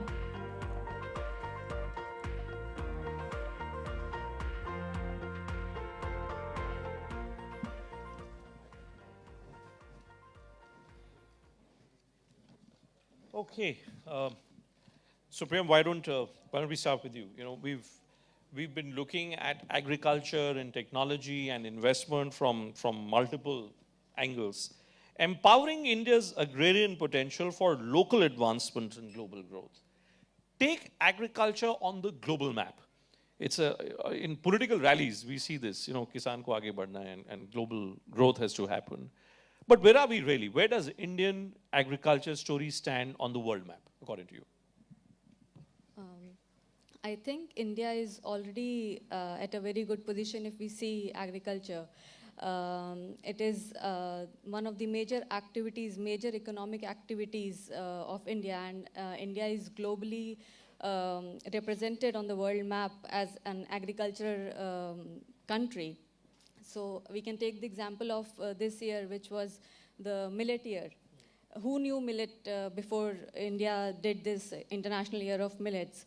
So I think India is, and there's a lot of potential and opportunity also, but I think India already stands at a very good position and definitely is growing at a very fast pace. Okay. Mariano, from a global standpoint, I think your mic is there on your other side. You have a mic there? You know, where does India stand as far as Argentina's ambitions of better trade with different countries is concerned, specifically in the agriculture space? Where does India stand for Argentina? Well, first of all, thank you for the invitation. It's a really pleasure to be here and participate of this wonderful panel. For Argentina, I think we can separate in three different stages. We can see India as an ally, we can see India as a partner, and we now see India as a competitor. As a competitor as well? Yes. I will go a little bit more deep. As ally, because both countries, agriculture play an essential role in the economy and the society. Also, because of the biodiversity. In both countries, we have a huge land of agricultural land, and we have huge areas of biodiversity. That means that there's a lot of knowledge that we can share between countries. As a partner, of course, Argentina, the trade between Argentina and India is mainly about agriculture products. It's $6 billion per year average that we trade of agriculture products. And as a competitor, this is maybe something new. I think 30 years ago, we used to look at India as a market because of the population, because they were demanding food. But now, with the time and the productivity start increasing here in India, they start becoming self-sufficient, you know. So now India is competing with some markets that we are also exporting, like wheat, like red meat as well. So I think that Argentina will also look at as a allied partner, as a development country as Argentina. There are a lot of dialogues in the international arena that have taken place and where we can share strategies together. For example, G20 this year, we worked together with India, very close, Argentina and Indian members. Also WTO, also the Committee of Fertilizer and Herbicides in Rotterdam are places where both countries can work together. Dr. Sodhi, we've been spending the last hour trying to understand modern agricultural practices and use of technology, animal husbandry, since you come from the dairy sector. Throw some light on animal husbandry and the opportunities there. What are the challenges and the opportunities there according to you? Well, Bhupenji, because there are experts in agriculture and livestock or animal husbandry sector. एक dairy वाले को हम तो क्या दूध वाले हैं 41 साल दूध बेचा है so talking to about dairy or livestock sector we are very lucky that we Indians in one sector which we can feel pride anywhere in the world we go, that is the dairy or livestock sector. We are world largest producer of milk. Last 50 years, if you say 50 years back, we were 1/8 of Europe, 1/3 of USA. Today we are more than double than the USA and 30% more than the Europe. Every 25 years our milk production multiplied 3 times. So last 50 years, 10 times we have multiplied. From 24 million metric ton to today is 231 million metric ton. 50 years back we were globally contributing only 6%. And today, 24% of world milk is produced in India. The way we are growing, another 25 years, we'll be producing 45% of the world in India. 45% of the world. And it is not only dairy. If livestock sector we are talking, if I give you 50-year data, in last 50 years, our population multiplied 2.5 times. And food, more than 4 times, from 200 metric ton to 900 metric ton. In cereals, our production multiplied 2.8 times. In fruits and vegetable, 5.5 times. Wow. Those are big numbers. Yeah. Big numbers. Dairy, 10 times. Poultry, 23 times. Fisheries, 12 times. This is 50 years average. But if you see last 10 years average is more than 50% in on animals. So what I'm saying is, when you're talking about challenges, first, I think one challenge already people have talked, next generation, शादी नहीं होती, ये नहीं होती. Reason is not कि, no doubt it is agriculture is not contemporary और गाय भैंस रखना, सुबह 5 बजे दूध उसका धोना, फिर उसको नहलाना, and then you are taking again in the evening. So first is it's not a modern, cool or contemporary, but biggest is in agriculture or livestock, anything is, basic is the commercial viability, income, profit. देखिए, reason is in India, और आप भी सब बोलते हैं, food के ऊपर जाता है, तो it is called inflation, food inflation. When Sensex goes up, किसी automobile की production बढ़ती है, तो that is called prosperity. So we have to differentiate, I mean, how, instead of talking food inflation, how to shift policy makers, media. मतलब गाड़ी की कीमत बढ़ गई, if the car cost goes up, it's progress. But if food crop price goes up, it's inflation. हाँ, तो food inflation को कैसे food prosperity की तरफ लेके जाना, that is the thing we have to talk. Chakravarti sahab, it's just to take up from, I mean, if we are going to produce 45% of world's milk, then would I be daydreaming if I was to say that this political adage that India has ambitions of feeding the world? I mean, is that real possibility? Definitely. India has a lot of potential, and we are exploring just a part of it. The potential, it is already highest producer of food grains and horticultural production throughout the world, and with 332 all-time high production of food grains and horticultural production and horticultural production of nearly about 352 million metric tons. So India definitely has and we can take it as a China plus one country, and then definitely for manufacturing also.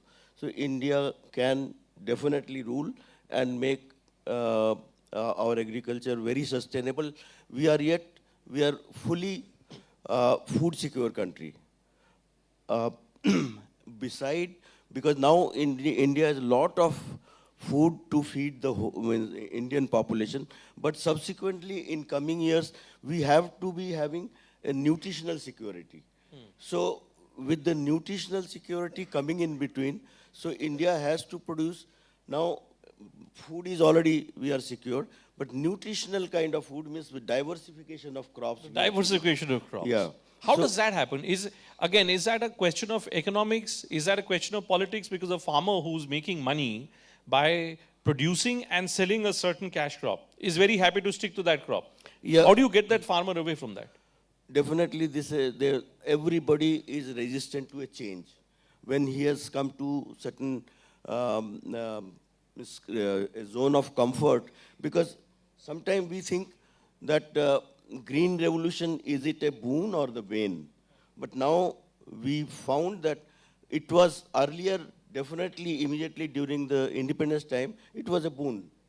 But now it has created a system of monocropping of wheat and rice, monocropping system. So in that case, we have a highest production of these high volume, low value crops, whereas at the cost of other crops. So diversification, our Dr. Sai Das is there. He has given a very good concept of M3, means maize, moong and mustard. So these three are required, and then they can match the income of the farmers. But since they are afraid of experimenting, Why? That's what I want to know. Why? I mean, if it is bringing in greater profitability to a farmer, why would the farmer be afraid? No, there are state like Haryana and all, they are giving incentivizing because it's, wheat and rice otherwise is a wide water guzzling crops. So they are, and in Punjab and North India, so definitely water table has gone very much low, and as a result of which people are confusing with the cancer train, with the toxicity which is emerging from heavy metals which has touched the ground, because the water has gone down, and from there are so many heavy metals and all. The radioactive materials are also coming. So they are actually responsible now, but people are afraid.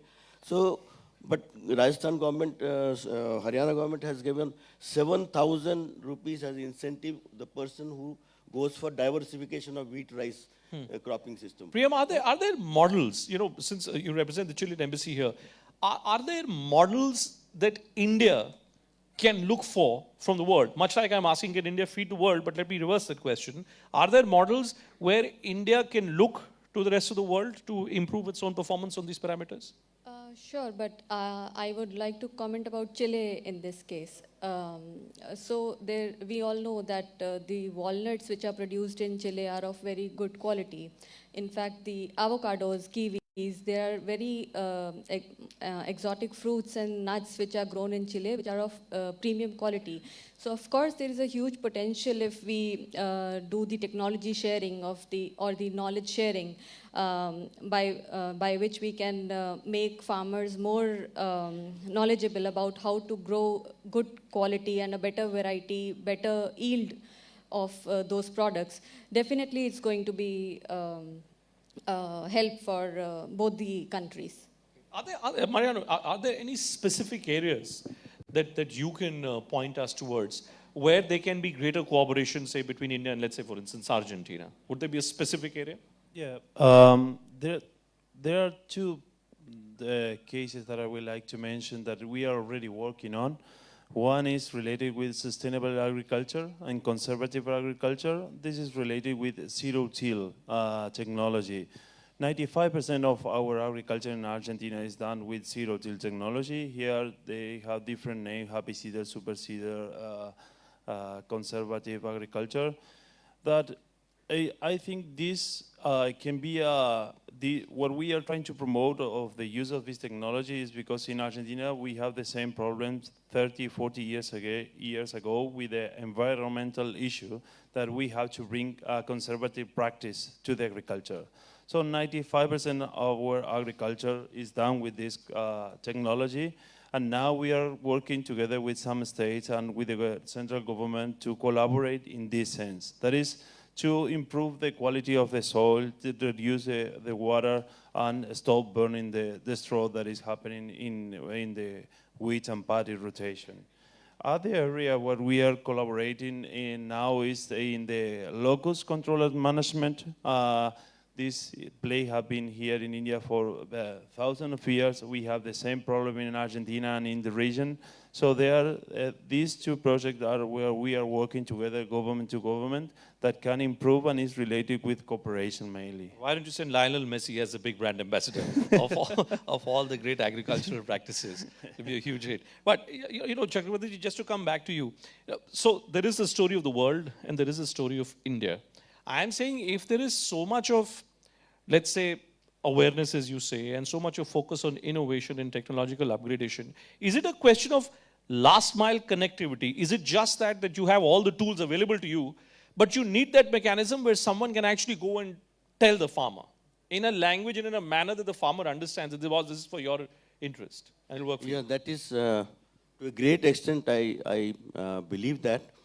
And in fact, it is not that lot of mechanization has been going, as you were telling.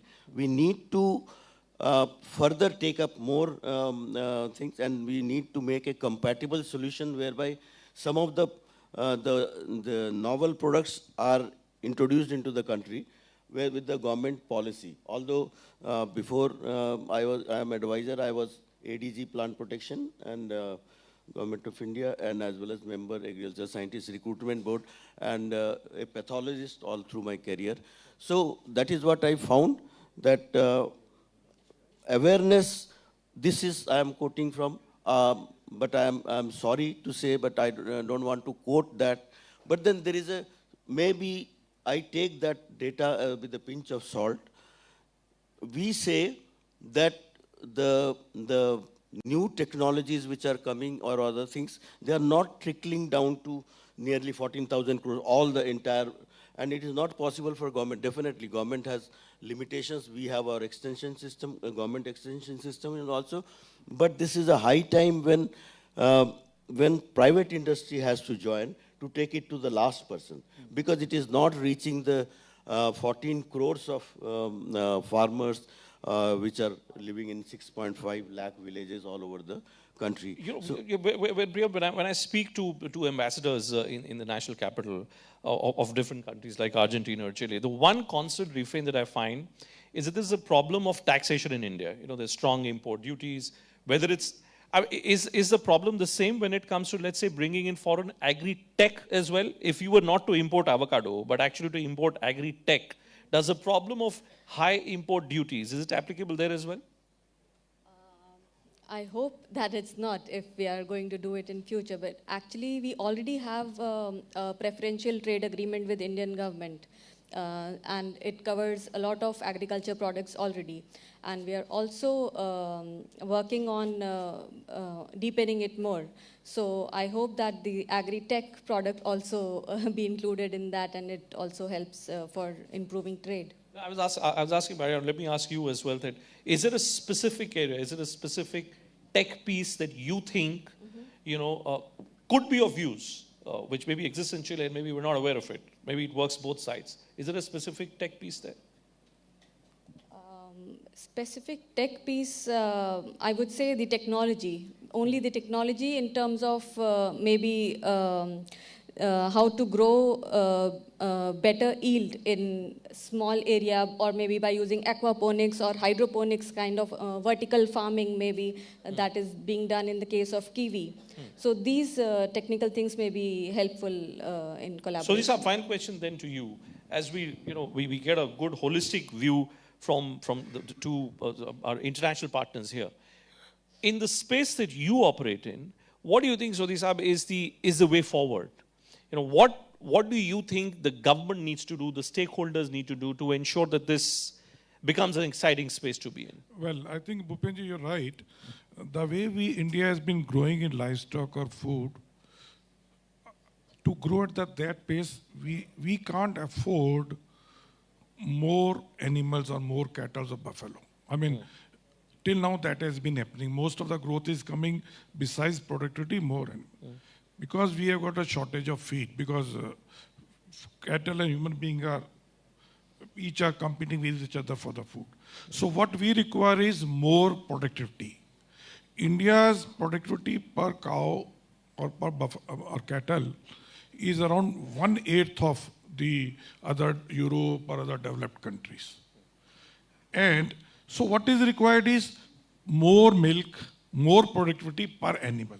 For that type of better breeding, better feeding practices, we need to improve. And also we have to, I'll give you one example. Leave aside these sentiments. देखिए, आप please think from farmer's point of view. We say कि किसान को देसी गाय रखनी चाहिए, किसान को ये रखनी चाहिए. Please talk to the farmer. You see, crossbred is giving average 9 liters. The average of our local breed is around less than 4 liters. So please think from farmers, what is more, I mean, he wants to feed and get a liter of milk. So what is required is improvement in breeding practices, improvement in feeding practices, so that, and second, then only our cost of production will be lower, then only we'll be able to compete with globally. Now India's cost of milk production is, I mean, we are not able to compete with the world, because no doubt all the dairy saturated countries or surplus countries are giving lot of indirect subsidies, and they try to use lot of new weapons against countries like India. पहले वो WTO था, फिर वो RCEP आया. Now this sustainability is a new word being used against the small farmers for increasing the production. So one has to take care of these things. Well, I think that's as I thank all of you. You know, the critical takeaway I take is that I think there needs to be a blend between politics and economics here. You're talking about cows. I see so much of conversations taking place about Gaushala, but I don't hear enough conversations about modern practices, perhaps, which are required in your space. But thanks to all of you for joining us on stage today. Thank you.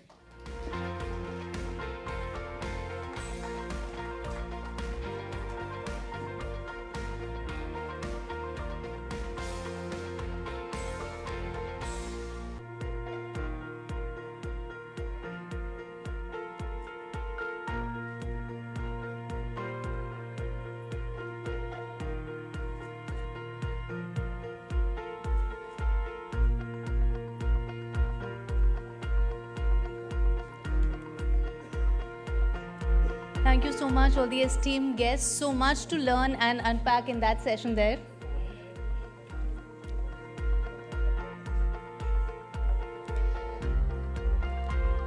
Now next, let us talk about sustainability. It is time to move a step ahead now and decode the importance of adopting sustainable agricultural technologies. That is what our next session is going to be about. Like all these sectors, sustainability also plays a key role in the farming industry. Our next lineup of esteemed speakers will highlight the various ways in which farming can be made more sustainable, from using renewable energy to natural pest management systems and way much more. Requesting our speakers to join us on stage. First, I'll call out for Umang Maheshwari, Director Solutions Deployment, the Global Energy Alliance for People and Planet. Ladies and gentlemen, please put your hands together for Mr. Umang Maheshwari. Dr. P.K. Singh, Agriculture Commissioner, Ministry of Agriculture and Farmers Welfare, Government of India. Welcome, sir. And we have Dr. Rakesh Sharda, Principal Scientist, Plasticulture, Punjab Agriculture University. Let me invite Bhupen once again on the dais.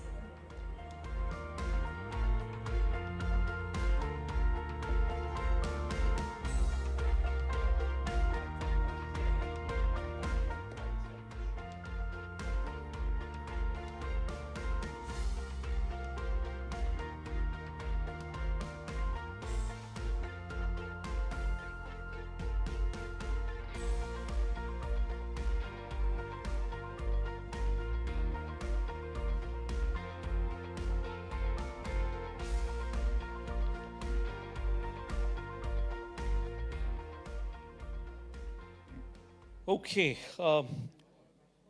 So we've looked at what? We've looked at economics, we've looked at politics, we've looked at challenges.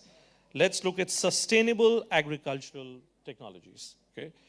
We hear, somebody was pointing out, we hear a lot about sustainability all the time. There's no conversation which is possible without sustainability. So, Umang Maheshwari, let me start with you.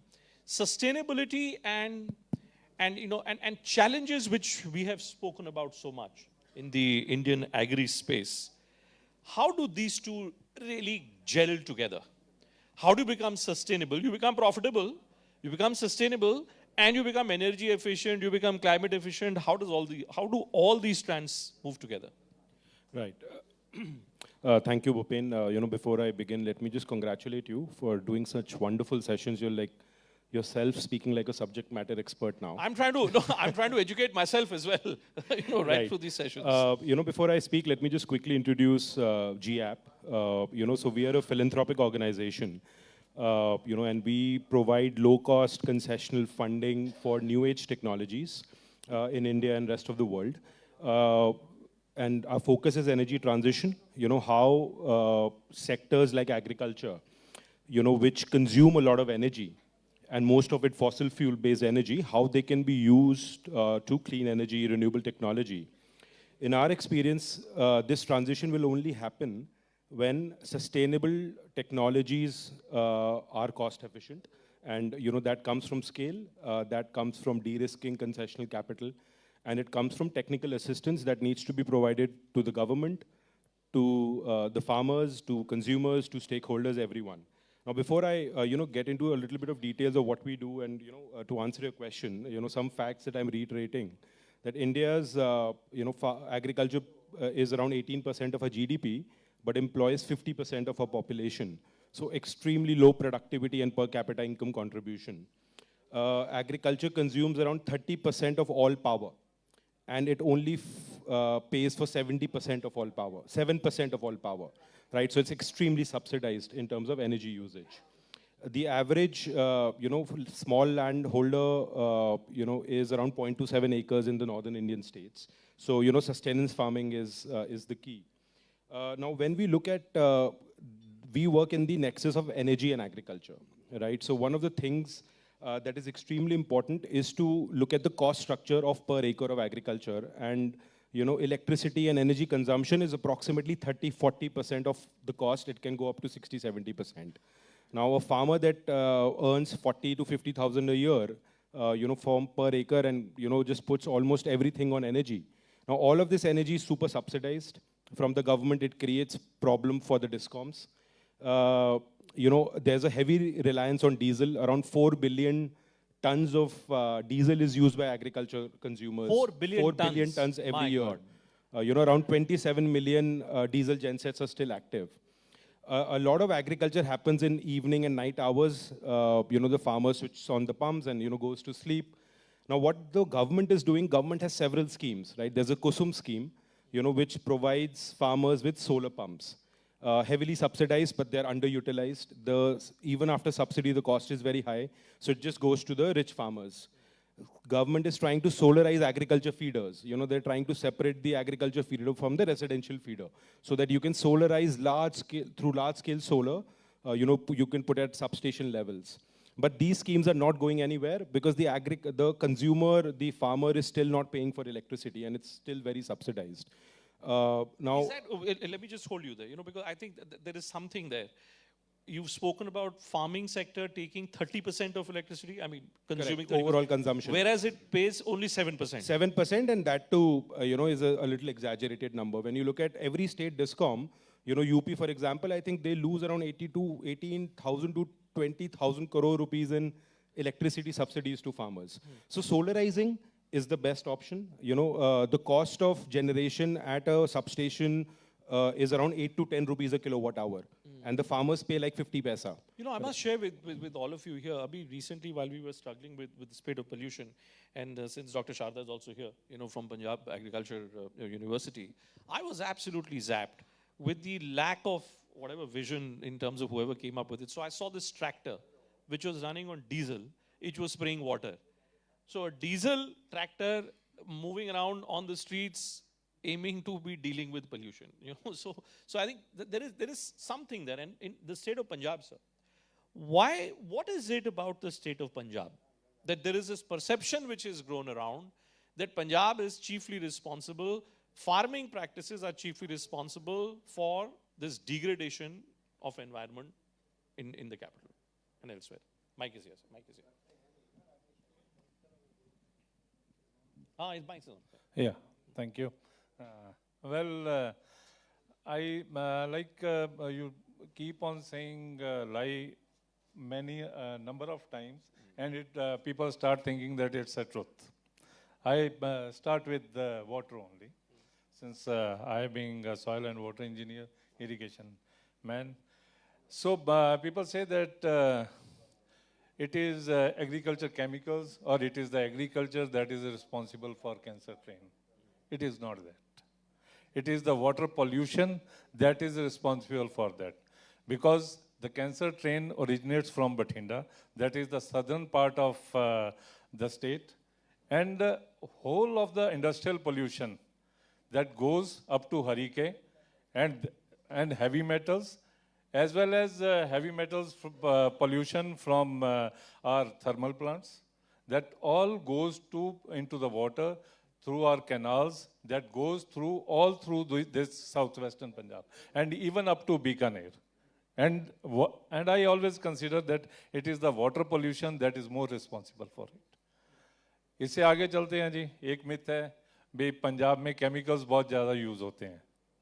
अगर आप हमारी university बहुत ज़्यादा जलाई जा रही है. मैं वो आ रहा हूँ, उसी पे आ रहा हूँ जी. वो कहते हैं भी केमिकल्स बहुत ज़्यादा यूज़ होते हैं. तो अगर आप हमारी यूनिवर्सिटी की स्टडीज़ देखें तो over the years the use of insecticides and pesticides और fungicides is decreasing. And then they say that soils of Punjab are degrading. It's not that. That is it's the organic carbon that we consider that is the parameter which we say that it is a parameter for a good quality soil. Like it was 0.45% and it is now something around 0.8. So we cannot say that it is degrading. And then comes to this parali badi jalate hain ji. अब हुआ क्या? अगर आप problem को समझें तो समझ आएगी. उसमें क्या रहता है भी हमने 2008 में 2009 में भी gave a law that okay हम क्या करेंगे भी क्योंकि पानी बड़ा नीचे जा रहा है, water table is declining at very alarming rate. So हमने एक डेट फिक्स कर दी, यहाँ इस डेट को हम ट्रांसप्लांटिंग करेंगे. अब उस डेट को जब ट्रांसप्लांटिंग करते हैं तो वो आगे जाके जो नेक्स्ट सोइंग सीजन है वो कोइंसाइड कर जाता है. जब वो कोइंसाइड करता है तो फार्मर के पास कई बार कम टाइम होता है. But then technologies have to come. तो टेक्नोलॉजीज में उसमें शॉर्ट ड्यूरेशन वैरायटी आई.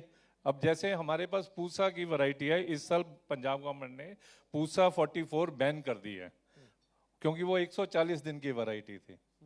वो 140 दिन की वैरायटी थी और उसमें स्ट्रॉ भी ज़्यादा आता था.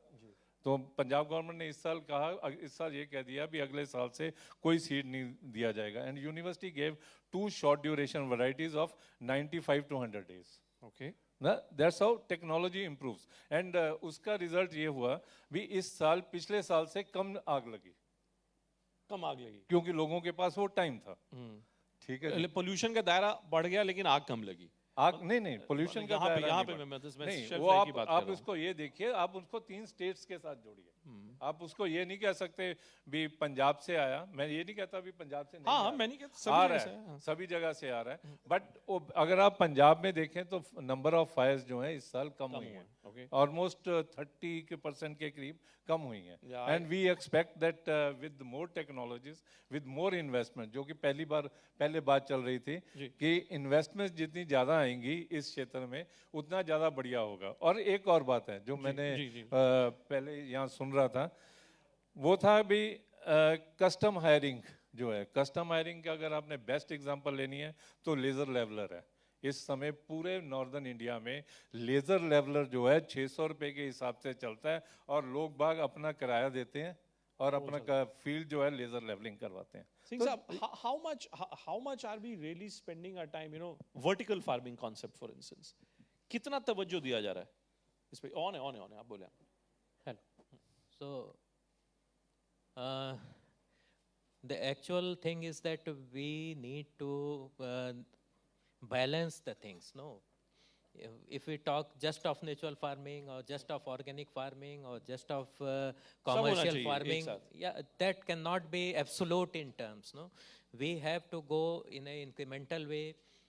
Earlier also, this problem, long back, in 1958, when there was no insecticide act existing, even then the poisoning due to insecticides occurred. So many cases occurred. That's why this act came, no? So this is not that natural farming, at that time it was all natural farming. No commercially released varieties were there, nothing. So as we progressed in developing new varieties, the productivity increased, the requirement of the varieties, we developed those varieties which are giving high productivity. And in natural farming, again, you are going for the traditional varieties, a mixed kind of agriculture, or so throughout the year you are covering the land. So many things are going on, and it is all based on family labor or something.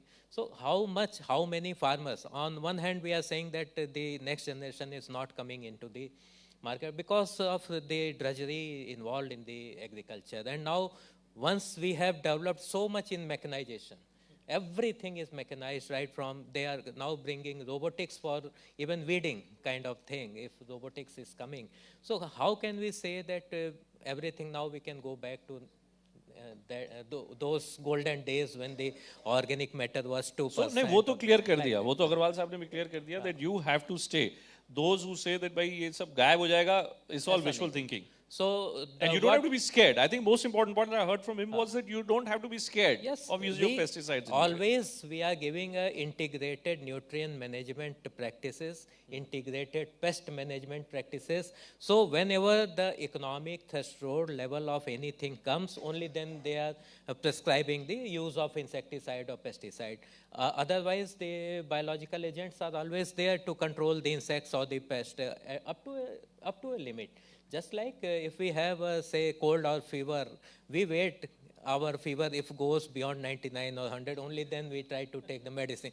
Otherwise, if you take medicine, your cough and cold will go in a week, or if you don't take it, will go in 7 days. That's the kind of thing.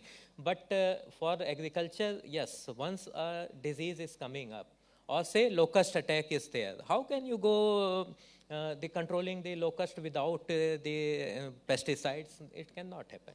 You made an important point about electricity, and I've got responses from all sides on that. Do you think the subsidies, and I'm not using the word freebies here because it's a very different gathering here right now, but the subsidies in the electricity space which are being given to farmers, is that the fundamental problem which is leading to a lot of these questions which are being raised here today? It is one of the problem, but you cannot go away with subsidies, but you can utilize subsidies in a better way. I think there are 3 technologies that the government is looking at and we are supporting them. One is, using distributed solar to produce electricity where it is used in the farm, right? The cost of solar now has come down less than 3 rupees a kilowatt hour, right? So that is one. The second is producing compressed biogas from farm waste, which includes your parali. Right, so your agriculture waste, your cow dung, your parali, that can be decomposed, converted into gas, cleaned, and transported to, IOCL CNG stations. It can be used for electricity generation locally. The waste is organic fertilizers. So this entire circular economy that can be produced. And third is how you can reduce electricity consumption by adopting energy efficient pumps. Right, AC pump used by farmers, is a nightmare for discoms. The kind of surge current that it has. Now, if you convert all these pumps to DC pumps, for example, their pumps will pay for themselves in 18 months. Now, but farmers need long-term concessional financing, to afford these pumps. So, energy efficiency, adoption of solar, and using compressed biogas. I think all these three things can reduce your cost of electricity, reduce the burden of subsidies on discoms, and also create local jobs and livelihoods, and of course, save the climate. Singh Saab, I hear about the problems which discoms are facing, particularly in the Hindi heartland states, so much. Abhi, we've just come off a round of assembly elections, in the Hindi heartland states. It seems that this discoms in India, in certain states, supposedly, from what we are always told, are in a bad state because of certain political policies which have been framed by the government. Is that true? Is that not true? What's the road ahead on that? Not my concern as agriculture commissioner. I am more concerned about the farmers. They should get irrigation at the time of the crop production. Whenever, if we say that wheat crop is to be irrigated just 21 days to 28 days, so they should get electricity from where they are getting. They should get water from where they are getting, whether it is canal irrigated or it is tubewell irrigated or solar pump irrigated. But the farmer should have that water. Otherwise, his wheat crop is going to fail. But Umang, do you agree with that approach? See, because that's exactly in contradiction to what you're saying. Has to talk to Secretary Power, right? So there's a tussle between the agriculture industry and the power industry, right? One, we need farmers to benefit, but the power, you cannot help the discoms go, in a vicious circle of debt and loan. I think Singh Saab is only reflecting the challenge. Yeah. You see, how can he say that he will tell the farmers, to pay more for electricity? Because it's a politically contentious subject. So therefore, that's why I'm saying that if we have to look for solutions, how do we move forward? Question is that. अगर आप बात ही नहीं करिएगा तो फिर solution कैसे निकलेगा? The moment you increase the cost of electricity or the price of electricity for the farmers, you are going to increase the MSP because it is based on the cost of production plus 50% profit. So the cost of production increasing means you are going in for the increasing of MSP. So we don't have any way out than to increase the MSP, and then that will create a rippling effect on inflation. like just on inflation. And as somebody said, somebody made a so good line, we are right? still giving some free food like the thing to 80 crores of you. So not only farmers, those deprived segment is also there to whom we have to cater. Government has to think for both farmers as well as yes, the efficiency of irrigation water available, efficiency of the what he has said, very rightly said. If we are getting canal water, whether the water is reaching to the tail end, why we are requiring pumps to then lift the even canal water to reach up to the farms, no? Or we can go for micro irrigation. So all those things are going on, but which technology will fit in which way? That's a different question. That is the very important issue. Renewable sources. I mean, Umang was speaking about this, that you need to use more solar, right? Punjab, perhaps, which is agriculturally speaking, it's a richer state. Maybe there are these schemes which are being used, but by and large, in terms of what you hear, क्या हमारे देश का किसान क्या वाकई renewable source की तरफ बढ़ रहा है क्या? अगर बात करें आप रिन्यूएबल रिसोर्सेज की, तो किसान इंडिपेंडेंट हो जाता है जी ग्रिड से जब वो सोलर पे जाता है. The only thing is that solar has to be combined with drip irrigation system only. अगर मैं कहूँ कि अभी भी हमारे पास ऐसे सिस्टम्स नहीं अवेलेबल हैं सोलर के स्टैंड अलोन जो कि वो इरिगेशन फ्लड इरिगेशन कर सके उससे. तो अगर हमने इन्वेस्टमेंट करनी है तो उसके साथ दूसरी इन्वेस्टमेंट की रिक्वायरमेंट है भी उसकी एफिशिएंसी इंप्रूव करने के लिए. Right now we are working at efficiency. हमारी जो इरिगेशन की एफिशिएंसी है वो 30% है. अब 30 को 60 पे लेके जाएंगे तो हमें पता लगेगा कि हम तो वाटर सरप्लस है. ठीक है ना जी. और इसी तरह से मेरा ये मानना है भी सस्टेनेबिलिटी की जब हम बात करते हैं तो it's like a balance between environment, equity and economy. तो जब ये तीनों का बैलेंस चाहिए तो उसके लिए सबसे बड़ी चीज़ें में कुछ चीज़ें हैं जो रिक्वायर्ड हैं. और सबसे बड़ी बात है भी जो हमारा वो मार्जिनल फार्मर है, स्मॉल एंड मार्जिनल फार्मर है, उसके पास जब ये बेनिफिट जाएंगे तो he will not be migrating from agriculture to the labor sector. Umang, just the question of migration. I mean, you go to Gujarat, right? There are farmers from Bihar, laborers from Bihar who are now farming in Gujarat. Abhi, somebody was pointing out that the groundwater level in Bihar is much better than groundwater level in Karnataka. Is there scope, as we speak about sustainability, is there scope for greater state-to-state integration between workers and between farmers? Yes, absolutely. I think when we talk about specifically Bihar and UP, right, the biggest challenge is small land holding, right? Less than 0.27 acres, all used for sustenance farming.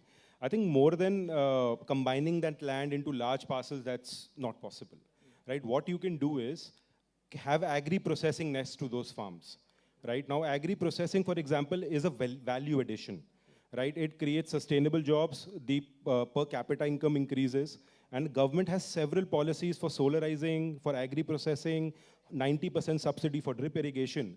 The farmers of Bihar and UP do not have access to those funds. They're underutilized. Now you need the civil sector, the organizations like ours, to work with the government to ensure that, jobs, better quality jobs, than drudgery and irrigation and, are created through agri-processing and other value adds, where the farming is happening. And it will also reduce your logistics cost. And there comes the concept of cold logistics, next to the farms. So I think more than migration can be stopped when these technologies from states like Gujarat, Karnataka, can be transformed into these states. And, some exchange of information and technology can happen there. Mr. Singh, India now, the state of UP, for instance, to go back to it, is known as Expressway Pradesh. Where all these expressways are coming, given the fact that a lot of these roads are obviously coming on land which would have been farmland, what's the strategy of the central government to give a fillip to farmers also, along those expressways which are coming up? Then definitely value chain development is very much dependent on this kind of expressways. What we call as Gati Shakti is, and we are trying to plug in that Gati Shakti.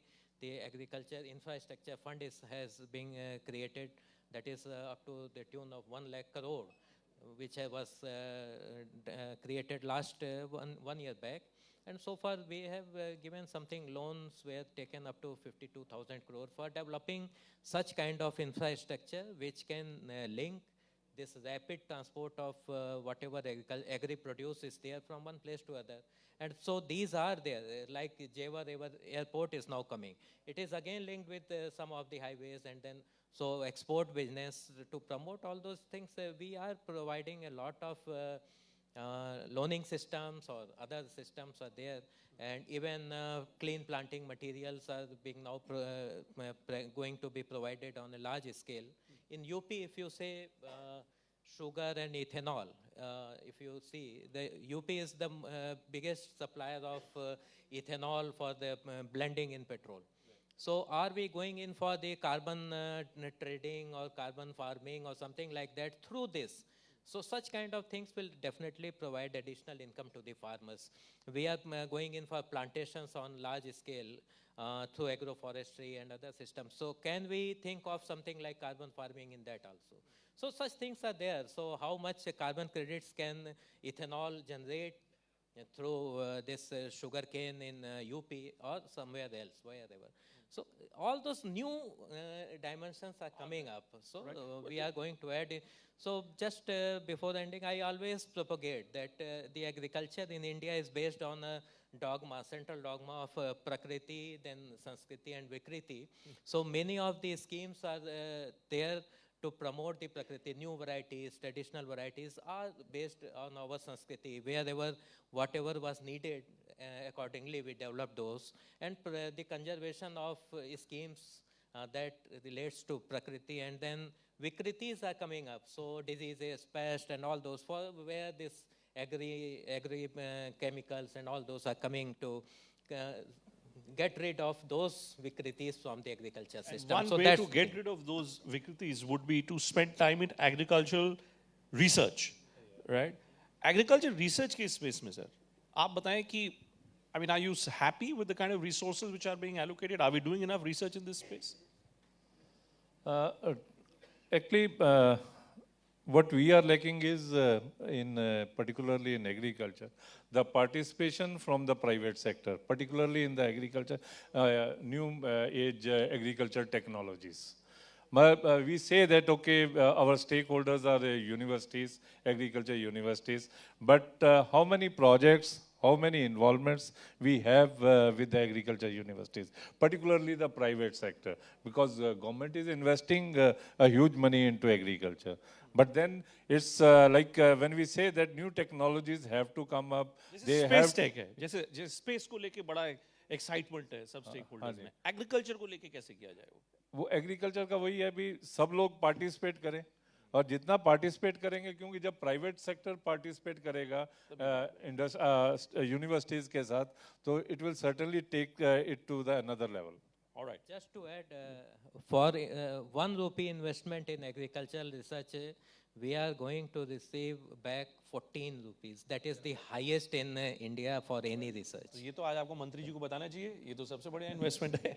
But thanks a lot, Singh Saab, Umang and Shailaja ji for joining us. Great pleasure once again listening to all of you. Hopefully there will be more investments. If 1 rupee leading to 14 rupee return is the maths, then it beats me. Why should you not be putting more resources? Maybe that's a question for another day. But thanks a lot.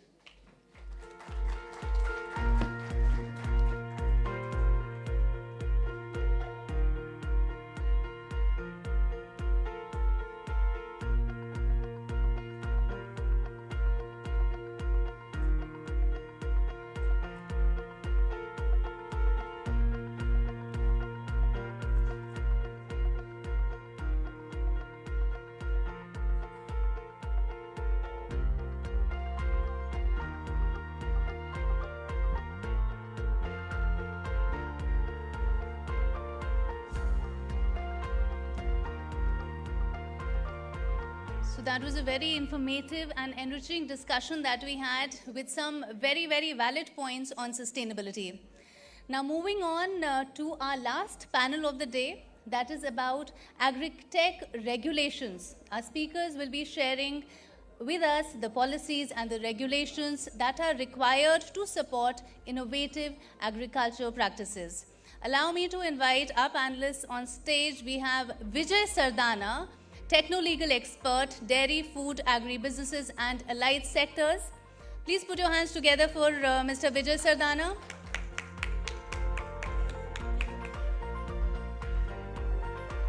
Welcome, sir. Then we have Dr. Shobna Kumar Patnaik, former Secretary, Agriculture and Farmers Welfare, Ministry of Agriculture. Put your hands together for Dr. Shobna Kumar.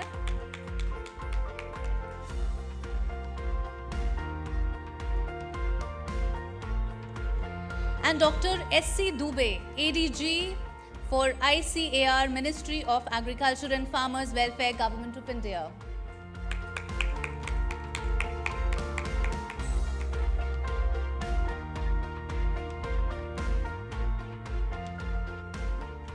So those are our esteemed panelists right here. Let me invite Bhupen Chaubey back on the stage.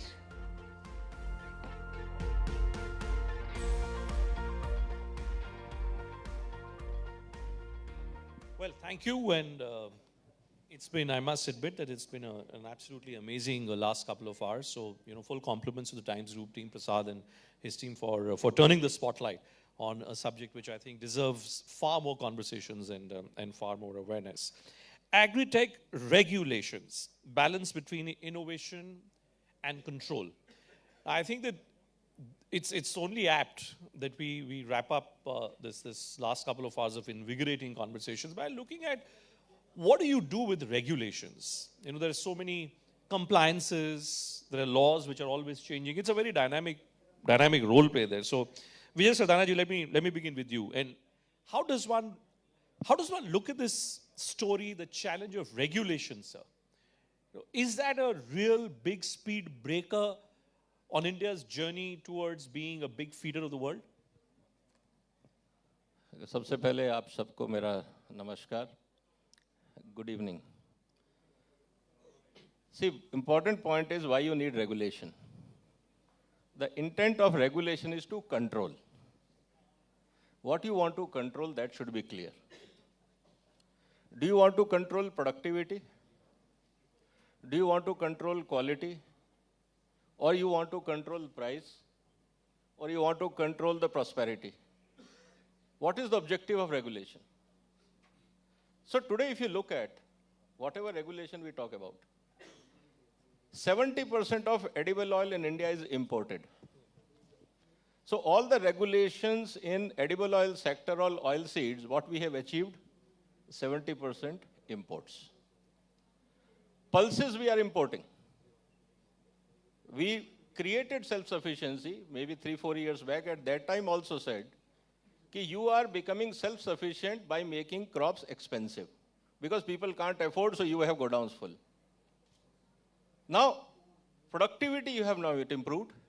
So ultimately, what you have in this country surplus is only carbohydrate. Okay? And we talk about carbohydrate means agriculture, which is a misnomer.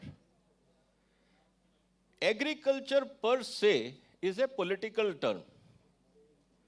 How many farmers grow agriculture? No one. Who buys and sells agriculture? No one. When you talk about wheat, let's talk about regulations or environment for wheat production, wheat productivity. When you talk about sugarcane, let's focus on sugarcane. But because we are democratic society, we can't have too many parliamentary speeches on every crop, so we call it agriculture. We try to, what is the whole simple example? We are saying that there is one shoe, everybody should fit into it. आलू की problem अलग है, wheat की problem अलग है, तो सब सके तो अलग अलग मंत्रालय तो नहीं बनेंगे ना विजय जी? नहीं, पॉइंट ये है कि आपको चाहिए किस लिए मंत्रालय? Agriculture is a state subject, आप सेंट्रल गवर्नमेंट का मंत्रालय बंद कर दीजिए, क्योंकि सेंट्रल गवर्नमेंट का मंत्रालय सिर्फ आपकी सब्सिडी और फाइनेंशियल एलोकेशन करता है, वो फाइनेंस मिनिस्ट्री कर देगा. आपका सेंट्रल गवर्नमेंट मिनिस्ट्री का रोल क्या है वो पहले एक्सप्लेन करिए. Dr. Dubey, you want to take that? The mic is there, sir. Since chunki aap, you're from the Ministry for Agriculture, you want to take that question straight on? No, actually, what the earlier speaker, Dr. Sardana, has told, I am not agree 0.0001% with this. Because you see, almost every government is running on the policies. Sir is sitting, he was the Secretary Agriculture, lot of efforts have made to revise so many regulations. Regulation is not hindering. Regulation policy is to promote the things. And if you are living in the world, you have to make the regulation compliance with the international regulations. Country, only the Hitler can run their country without any regulation or their own regulations. You have to exchange everything. You have to facilitate the farmers. You have to provide the inputs to the farmers. You have to buy their product. For all these things, you need a regulations which is compliance with the international regulation, harmonized with the international regulation to facilitate the facility to the farmers. Most of the things, since maybe he's not aware in the agriculture ministry, I am not directly, I am in ICR employees. But most of the things, state governments waiting the decisions taken by the central governments and communicating to them. Can we just look at that? What are the technologies simply? Suppose for the pesticide, take the example of pesticide. The central government can market it only those pesticides which has been registered by the central governments. Even for the equipments and things, whatever the suppose variety, which variety has to be grown by the central government, this is also notified by the central government in particular states. So this is a very good system. In our country, very good system is existing. What are the lacunae is there?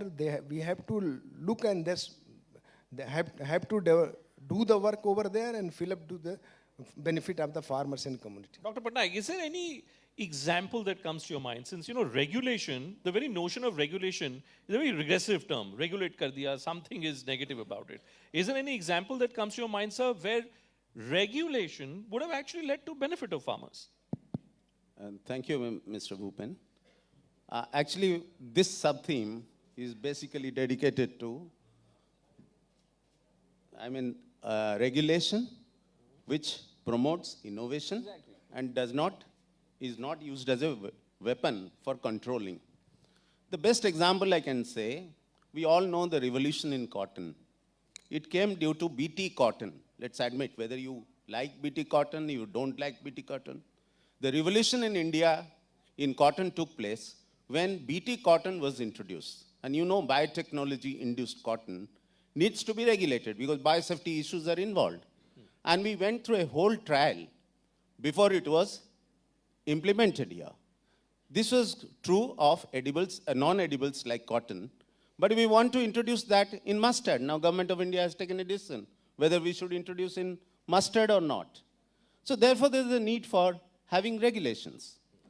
Now we speak about the agro-tech space. A lot of potential entrepreneurs, they came and shared their views and their beneficiaries. I think the IoT people were here. They introduced drone.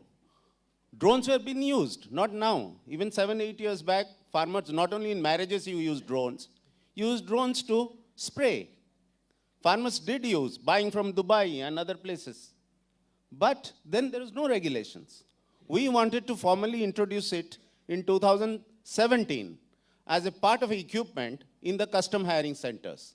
We did discuss about the custom hiring center, where laser levelers are used, the combined harvester is used, and farmers are making use of this equipment. So when the drone was used, there was no regulation. It was 2018 that government brought out a policy. And today it is for civilian use. We can use drones easily because there are regulations, because airfields are there, military installations are there. This is another example. Is there a need, sir? Just while I'm listening to you, I'm wondering whether if there is a need to, within the agriculture ministry, actually create a separate arm which works like the Department of Science and Technology, but is parked within the agriculture We ministry. do that. See, the drone policy is not a part of the agriculture, but due to mutual consultation, ultimately it was issued. And today drones can be used merrily for spraying, for broadcasting of seeds. You can use it for assessing the loss, because you see we are running a huge, what is called Fasal Bima Yojana, the insurance. Suppose there is a calamity, crops get destroyed. So you put up these drones, they take the photographs, they assess the loss, and easily the insurance companies make payment to the farmers. So it has been used. These are the areas in which Agri-Tech is making changes in this country. I fear that there is an underlying feeling that nothing is happening in agriculture. See, if nothing is happening in agriculture, how 140 billion people are being fed? Even China imports its rice. India does not import its rice. India, which was not a net exporter of rice 10 years back, is consistently exporting. Last year we exported 14 million tons of rice. Rice is a water guzzler. But we are exporting rice, and you may say rice is not the villain, because if Punjab does not grow rice, then which state will grow rice for them? Exactly. That is one. And number two, I must say, the basmati rice, which we are very proud of, 1121, is the variety which actually transformed Indian agriculture. Just like CO238, the scientist is here, revolutionized the sugarcane production in this, especially of Uttar Pradesh, because that is a variety released for the northwestern region. It is not successful in the south or Maharashtra. So these are things which have changed the landscape of the Indian farmers. But I'll counter you. You're complimenting the state of Uttar Pradesh about the advancements which have been done. But you look at sugarcane, you look at sugar mill owners, for instance. The whole problem of sugar mill owners in Uttar Pradesh. Every year, every election, I only hear that there is a massive economic crisis, economic distress. So I wonder whether this balance which should exist, and as this theme also rightly puts it, innovation and control, is that balance not being achieved, sir?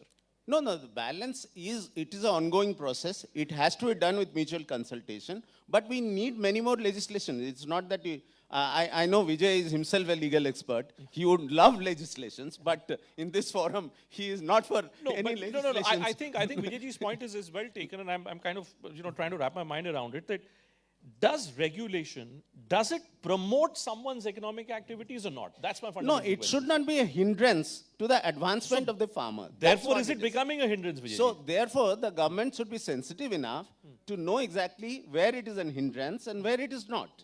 And we must do that, which does not conflict with innovation. The innovation field should be left open so that the best of knowledge comes out. That's what happened in IT. Okay. It should happen in this field also. In agro-tech also, it should happen. Vijayji? By definitions, around the world, it's not only India, regulations are bottleneck in innovation. It's a standard fact. The reason is very simple. Suppose you say that you are not allowed to do this by law. as an innovator, I will consider that as a barrier that I cannot go in that direction. Around the world, if you look into, that innovations always preceded the regulations. And that is why in IT sector, today, what is happening? Honorable Prime Minister is worried about deep fake videos, artificial intelligence. No regulation. All creativity is happening. To control that creativity, you will bring regulation. Because you don't know in which direction the exploration will happen, number one. Second, sometimes regulations have nothing to do with innovation. It is more of a political economy. For example, I will not allow GM technology. What is the innovation there and what is the regulations? Let me give you an example. दुनिया में जितने Olympic में सबसे ज्यादा gold medal आते हैं वो सब जीएम फूड खाते हैं आप देख लीजिए world's largest number of patents are filed in a country those who eat GM food मैं आपको एक एनालॉजी दे रहा हूं I have not come across a single document from anywhere in the world which says that because of GM food so many people died. Okay, I have never come across any news. But we have a regulation that we will not allow GM technology in India. Why? For simple reason. Nothing to do with safety, because scientists themselves say it is safe. It is a political economy because GM technology is a IPR controlled technology. If I permit, two things will happen. That is my assessment. Technology is supposed between three companies. Rest what they will do? So the cartelization will happen between three companies. That's one. So I don't want that food security will be cartelized, one aspect. Second, by not permitting GM, because we have a MSP system, our cost of production is high comparative to, for whatever reasons the international prices are low. Minute I allow GM, then as a person sitting in Chennai, Bombay, I will import, for example, GM soya or GM maize. I will not buy from Indian farmer, which is non-GM but expensive. So whole economy will disturb. So only way is that I will not allow GM altogether. So this brings two dimensions. One is on the production side, to prevent the cartelization. On the trade side, to give a cushion to the domestic crops. Is that, Dubeyji, this point, the last sentence which was made by Vijay, that, we want to protect our domestic farmers, by all means. In the process of protection of farmers, are we creating a mechanism, a regulatory mechanism, where the farmer is not being allowed to achieve, the full value of what he or she may be producing? No, not like that. Normally, in certain commodities where the Indian industries or Indian production or farmer produce has to be protected, government is putting some rider for that. And not only India, almost all the dumping duties and all these things, it is well known, almost all the countries doing in the world to protect the interest of native farmers. Otherwise, our export-import policies are very open, very open. Even you can see some of the regulations in India, farmers' variety protection law. This is one of the best law in the world, and most of the countries following this. Several such kind of the law is there. Pesticide regulation, what we have, a lot of scopes to import materials from the abroad. Almost all the industries running on the imported material. So such kind of regulations are there. In plant production regulations there. Export is facilitating. So when what happens, suppose very liberal export is there and some exotic pest and disease is coming, so definitely government has put certain barrier over there. So always there is a scope. What has to be told, we have to think the intention. Where is the intention is there? Our country is so democratic country, so regulations are not very stringent. So misuse is being done by someone, then its problem is coming, then the government is thinking to put the stringent regulation over there. Otherwise, most of the regulation in our country related to agriculture is very liberal and good and farmers friendly. You were making a good point, sir, that there seems to be a sense of insecurity about our agriculture. Let's regulate it. We may not be importing, let's say, basic food grain from anywhere else, and we may have the requisite food crop to feed our own population. But still, let's regulate it, because if we don't, it may gravitate towards becoming some kind of a political crisis. Is that a problem before us today, sir? I want to nuance the regulation in the sense we are discussing it here than putting an import-export restriction. That is not regulation. Right. That is, you have a passport, that is also regulated. Yes, yes. You're allowing there is an entry barrier.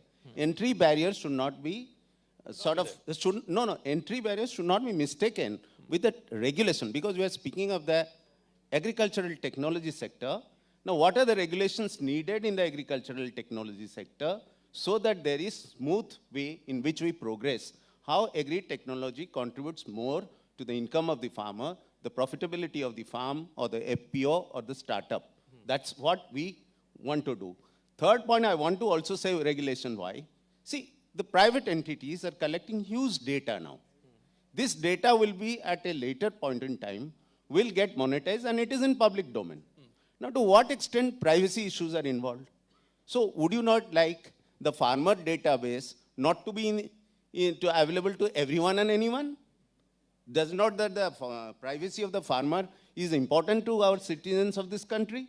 So there's a need for regulation there also. We are now creating an agri-stack. You would know, ministry is creating. What is an agri-stack?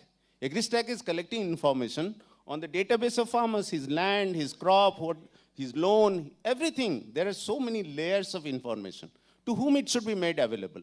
There is a need to regulate that. There should be a consent mechanism to allow the farmer to either give it to others or not. Some of the startups which have collected private data of, let's say, the vegetable growers, would they share it easily with the rival companies? I'm asking this. What is the regulation there? How am I going to be moving around between one company and another tomorrow? Because I'm a farmer, I'm a customer. So I'm speaking in that sense of the term regulation, not artificial barriers. When potato price goes up, we put a ban, or now let's say onion price has gone up, we put a ban. I'm not speaking on that. I'm speaking on something else. Yeah, no, I get that. I mean, you're on the road, and there is a traffic signal. That's regulation. I get that, right? So, regulation versus promotion, Vijayji, is there a problem? Is there a problem that every time we speak about the farming sector, we speak about subsidies, we speak about freebies, we speak about the amount of free food grain which is being given. We somehow don't spend enough time in trying to understand promotion of technologies in this space. Is that the real story, not regulation here? See, there are two issues to look at it. One is the short-term and a long-term horizon. When there is an inflation, it is a short-term impact and it's an immediate impact. Development is a long-term process. Any new seed variety takes 7 years to come. Okay? Even if I know, suppose today there is a shortage of onion in the country, I want farmers to grow more onion. Whatever they do, best possible, it will take 4 months. In 4 months, the governments will start shaking in 40 directions. Sorry. So my point here comes up is, we have to, what you are saying, agriculture policies, that is why are always workable compromises. Don't think they are in the interest of farmer or they are in interest of the consumer. You're using all the negative words today. Because that's a reality. Otherwise, why But Nayak is saying, do you lead positively? You're saying you have to look at very simple. See, I don't go by to who says what. I'm sorry. I go with the hard fact evidences. Are Indian farmers happy? No. Are consumers happy? No. Is government of India happy by importing 70% edible oil? No. Who is happy with this policy? No one.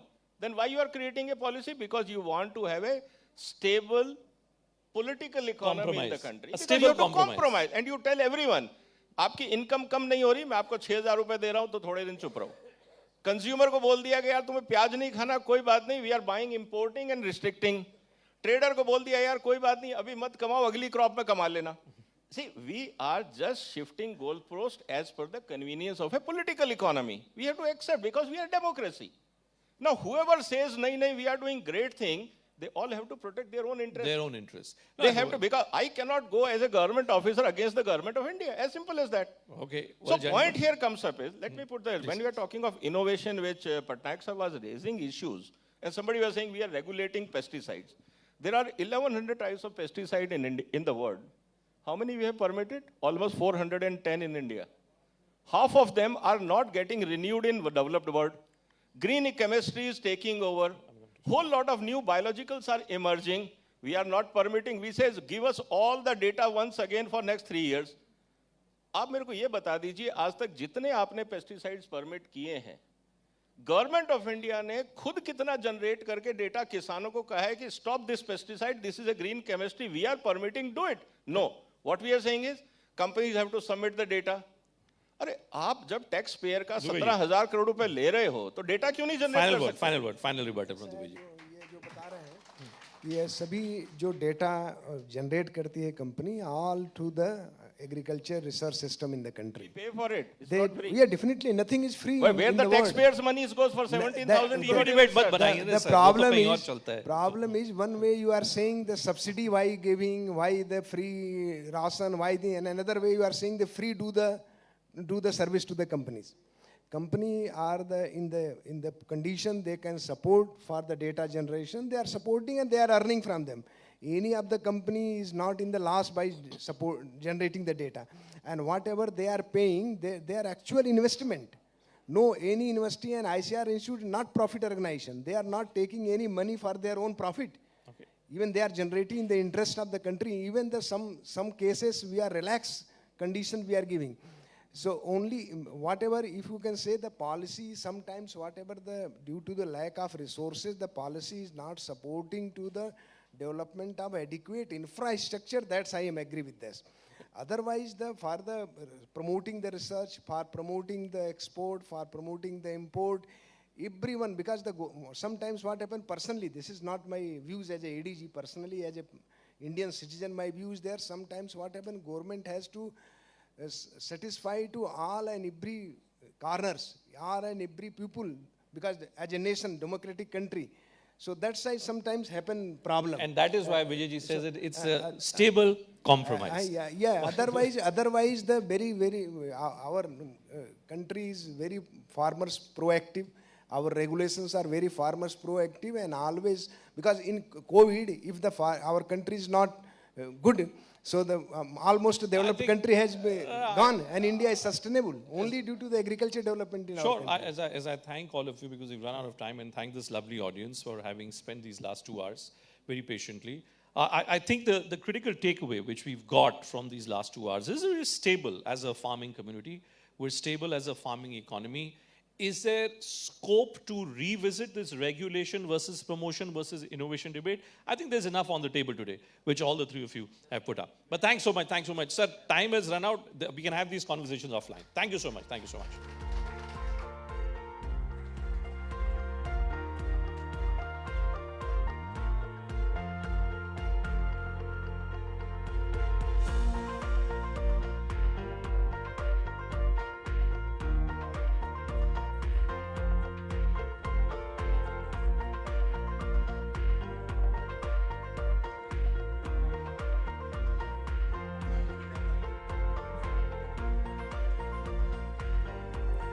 Thanks a lot to all the panelists. It was an amazing debate, almost looked like a television debate, I must say that. And now we have reached the final leg of today's evening. I'd like to invite Mr. R.G. Agarwal, Chairman of Dhanuka Group, to culminate today's discussion with a closing address. Please put your hands together for Dr. R.G. Agarwal.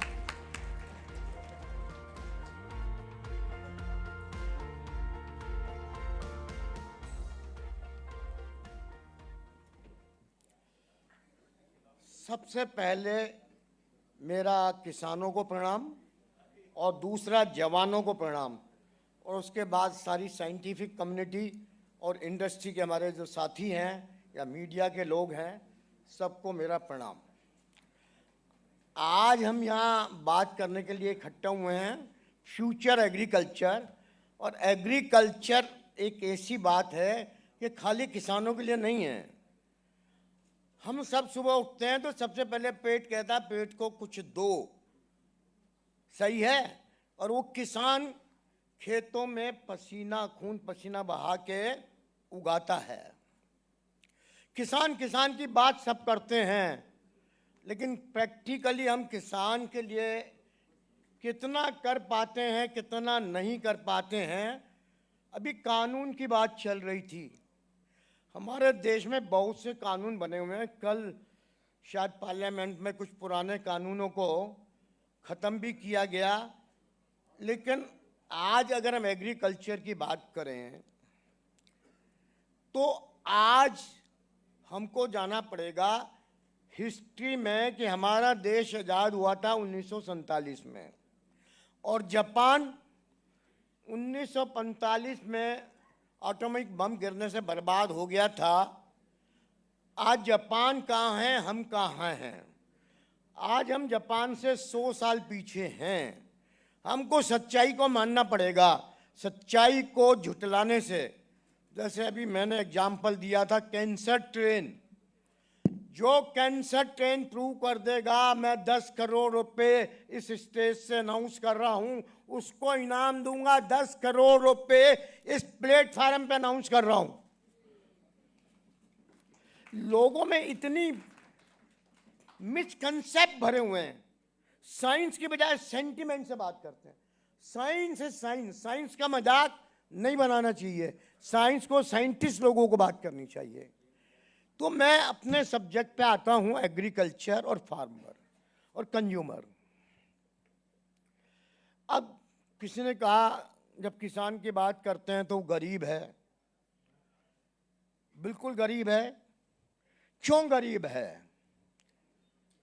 हमने शहर के लोगों की तो आमदनी बढ़ नहीं दी, लेकिन किसानों की जहां आमदनी बढ़ने की बात आती है तो एक्सपोर्ट बैन, ये रेस्ट्रिक्शन, वो रेस्ट्रिक्शन। अरे भाई, आपको किसी को भी सब्सिडी देनी है आप दीजिए, लेकिन किसान की कॉस्ट पे क्यों? अगर प्याज के रेट बढ़ रहे हैं तो किसान को फायदा क्यों नहीं हो? जब और चीजों के रेट बढ़ते हैं तो किसको फायदा होता है? शहर के लोगों को होता है, इंडस्ट्रियलिस्ट को फायदा होता है। जब किसान का फायदे की बात आती है तो हम कानून बना देते हैं कि एक्सपोर्ट नहीं होगा। भाई क्यों नहीं होगा? किसान ने क्या जुर्म करा है? क्या सारी जिंदगी वो गरीब रहेंगे? क्या उनके बच्चे एग्रीकल्चर में आने से मना करेंगे? कल खेती कौन करेगा और खाने को कहां से आएगा? सॉरी, मेरा गला कुछ खराब है। तो आज कानून की बात चल रही थी, तो पहले मैं कानून पे ही बात कर लूं कि हमारे यहाँ कानून तो बहुत अच्छे बने हैं। डॉक्टर साहब, भाई 5 मिनट थोड़ा सा रिक्वेस्ट करूंगा सबसे, थोड़ा सा प्लीज। लास्ट सेशन है, उसके बाद खाना पीना सब है ही है, तो थोड़ा सा और 5-7 मिनट इंतजार कर लें। कानून, एक पिक्चर आई थी अंधा कानून, है? तो हमारे यहाँ कानून कैसा है? मैं तो पेस्टिसाइड प्लांट प्रोटेक्शन का आदमी हूँ, तो प्लांट प्रोटेक्शन के बारे में ज़्यादा बात कर सकता हूँ। वैसे मैं खेती की भी बात कर सकता हूँ और इकोनॉमी की बात कर सकता हूँ। मैं हिंदी में बात कर रहा हूँ तो ये मत समझना, मैंने 1968 में Shri Ram college of commerce से ग्रेजुएशन करी थी, तो इसलिए। लेकिन अरे हमारे प्रधानमंत्री हिंदी बोलते हैं, मुझे नहीं पता कि सारे लोग यहाँ कोई फॉरेनर्स बैठे हैं जो हमारी भाषा को नहीं समझेंगे। अगर जहाँ इंटरनेशनल लोग बैठे हैं और जो हमारी भाषा को नहीं समझ सकते, तो वहाँ हमें अंग्रेजी भाषा यूज करनी चाहिए। लेकिन जहाँ हम बैठे हैं, why should not we use our own languages? खैर एनी हाउ, ये कोई डिबेट नहीं है लैंग्वेज की। आज प्रश्न कानून का है, अंधा कानून। पेस्टिसाइड, मेरा सैंपल आधा % से फेल हो जाए, एक भी सैंपल, तो महाराष्ट्र ने कानून बना दिया, सीधा उठा के जेल में डाल दो, पुलिस को पावर। और जो चाइना से हजारों करोड़ का माल स्मगलिंग करके ला रहे हैं, डुप्लीकेट, उनके खिलाफ कोई पूछने वाला नहीं है। ये कानून है सर। कितनी रेड हुई इस साल जो जेन्युइन कंपनियों के नकली प्रोडक्ट बना के बेच रहे थे? और हमारे डॉक्टर पीके सिंह जी बैठे हैं, उनके पास रिपोर्ट आई होगी, 0% बड़ा अंडा, 0%। अब उनके खिलाफ क्या? और मेरा सैंपल आधा %। अभी आरटीआई में डेटा लिया तेलंगाना गवर्नमेंट ने,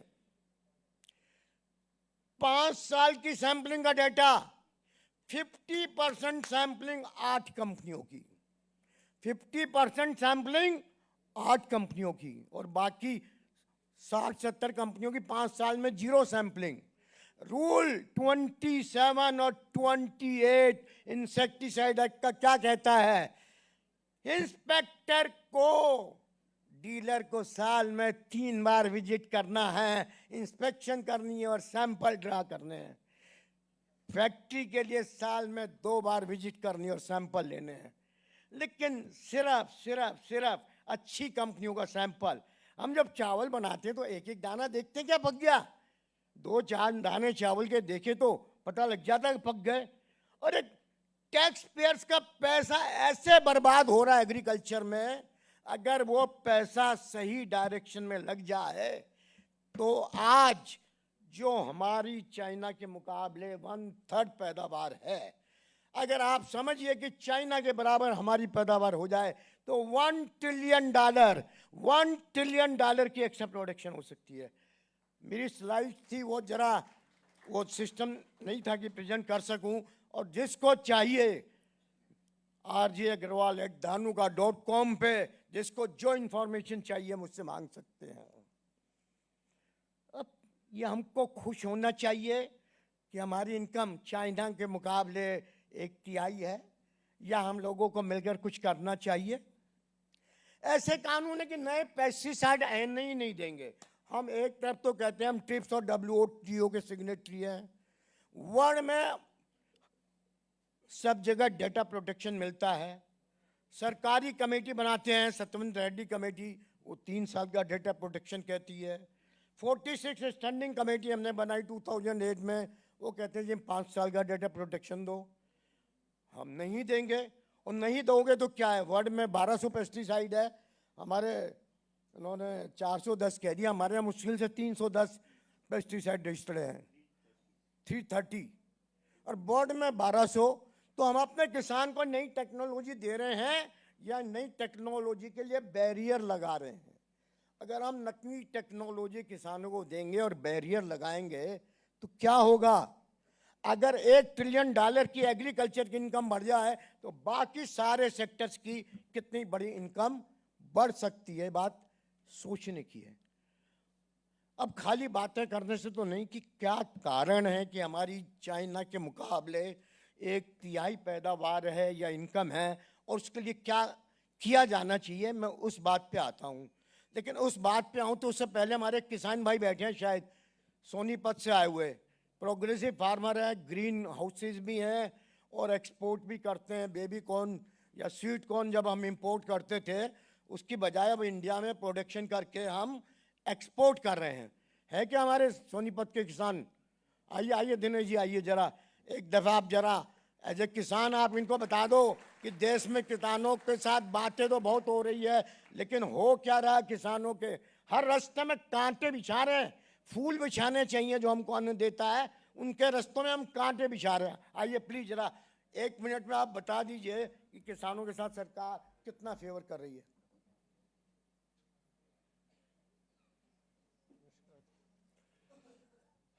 मेरा नाम दिनेश कुमार, गांव मनोली, जिला सोनीपत का मैं किसान हूं। और अग्रवाल साहब ने थोड़ा परिचय दे दिया, थोड़ा प्रोटेक्टिव कल्टीवेशन, और बेसिकली आप गूगल पे जाओगे तो स्वीट कॉर्न विलेज के नाम से हमारा गांव जाना जाता है। मक्का यानी मक्का की ताकत हमारे गांव ने दिखाई है 2001 में।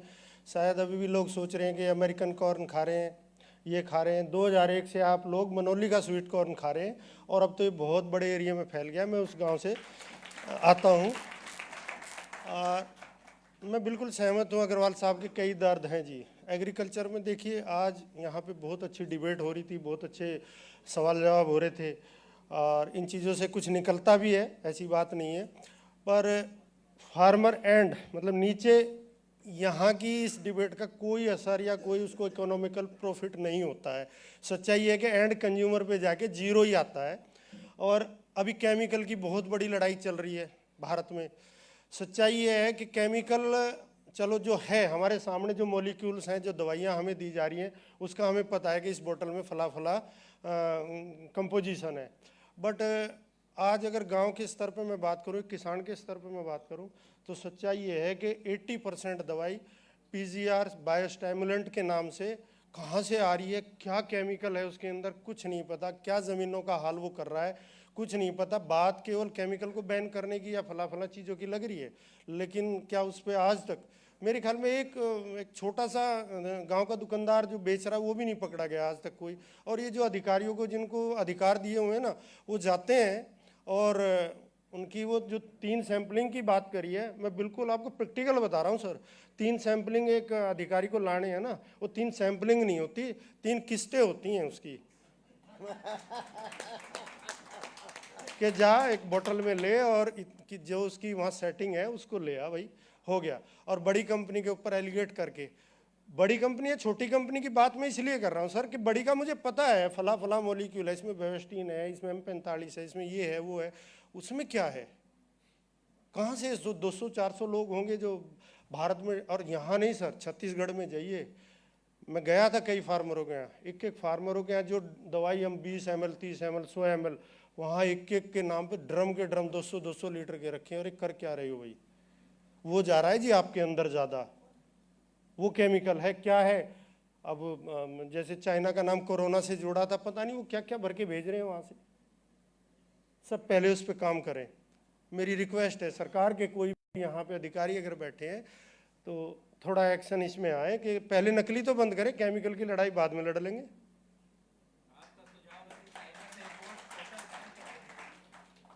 बहुत बहुत धन्यवाद सर। हाँ जी सर चाइना सुनो क्या सुनो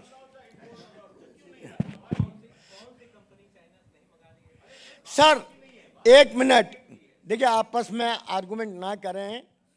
हमारा अपोजिशन नकली के खिलाफ है, डुप्लीकेट के खिलाफ है। जेन्युइन इंपोर्ट किसी भी कंट्री से आए, हम उसके फेवर में हैं। आज अगर हमको चीज चाहिए, लेकिन जो $200 का प्रोडक्ट $2 अमीनो एसिड के नाम से मंगाया जाता है और कस्टम में टेस्ट होके प्रूफ हो जाता है, फिर भी उनके खिलाफ कार्रवाई नहीं होती, तो इसलिए ऐसे लोग फल फूल रहे हैं। हम कहते हैं हमारा 360 ग्राम का कंजम्पशन है, हमारा कंजम्पशन कितना है अगर कोई सर्वे किया जाए तो पता लगेगा। ये चाइना से जो हजारों करोड़ रुपए का स्मगलिंग हो गया रहा है। एक अंग्रेजी कहावत है, पेनी वाइज पाउंड फुलिश, पेनी वाइज पाउंड फुलिश। ये हजारों करोड़ के गोरख धंधे में वो कुछ लोगों की जेब में जाता है, लेकिन किसानों का लाखों करोड़ रुपए का इन नकली पेस्टिसाइड से नुकसान होता है। हजारों करोड़ का फायदा एक तरफ और लाखों करोड़ का नुकसान दूसरी तरफ। ये सोचने की जरूरत है क्या हमको इसके बारे में। आज चले जाइए मार्केट में, 90% डीलर्स के पास आपको ऐसा माल मिल जाएगा। क्यों? जेन्युइन कंपनी 10, 15, 20% डिस्काउंट देती है और उस लोगों का माल 20 रुपए की बोतल आई 100 रुपए में बेच रहे हैं। और फिर किसान की फसल बर्बाद हो गई, अखबारों में खबर आती है कि वहां पे किसान ने आत्महत्या कर ली। 2021 में साउथ की 9 लाख एकड़ की चिल्ली की फसल बर्बाद हुई।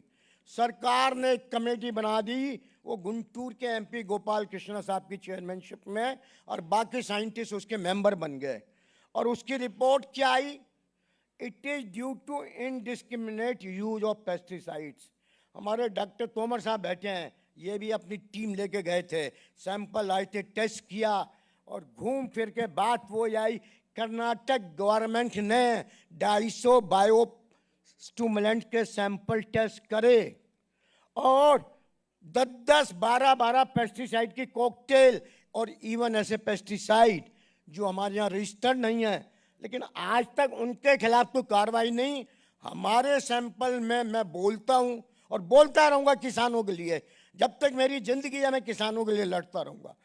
हमारे खिलाफ आप बोल रहे हो तो आपके में 0.01 ppm की पेस्टिसाइड की रेजिड्यू लिमिट है, आपके सैंपल में 0.125 मिला, चलो कोर्ट में खड़े हो जाओ। अरे कैसा कानून? ये कानून है, ये कानूनों का इम्प्लीमेंटेशन है। कानून बहुत अच्छे हैं, लेकिन जो हमारे देश में करप्शन का मुंह, करप्शन, आज हमारे प्रधानमंत्री मोदी जी जो करप्शन को खत्म करना चाहते हैं, अगर आज एग्रीकल्चर से करप्शन खत्म हो जाए तो जो हमारा 2047 तक कितना फर्स्ट इकोनॉमी $30 ट्रिलियन का, मेरे 20 मिनट है मैडम, 10 मिनट स्टार्टिंग के थे और 10 मिनट क्लोजिंग के, तो 20 मिनट हैं।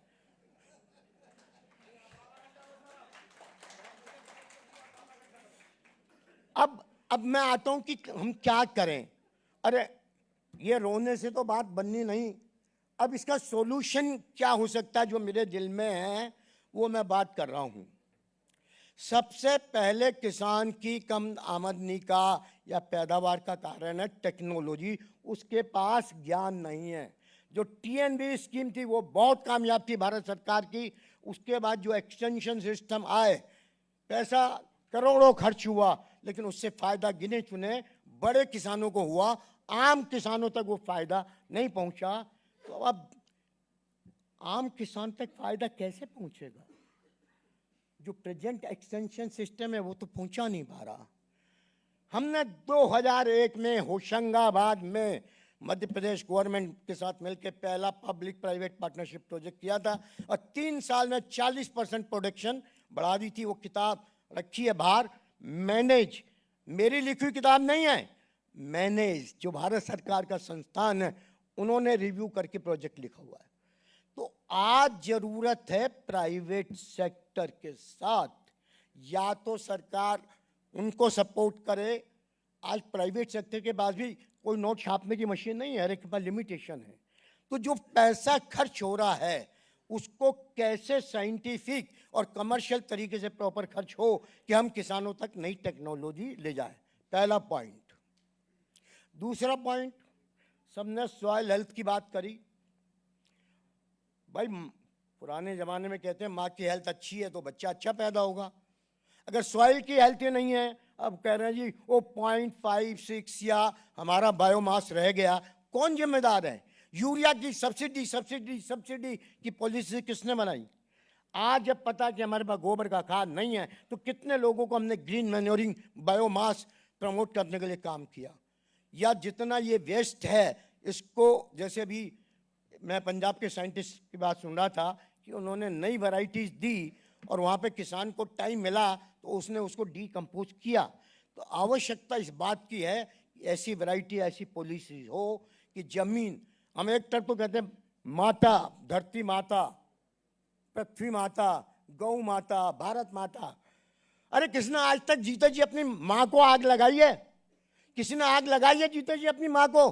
पृथ्वी को माता कहते हैं और जीते जी उसको आग लगाते हैं, क्या शर्म की बात है। तो सॉइल हेल्थ कैसे ठीक होगी?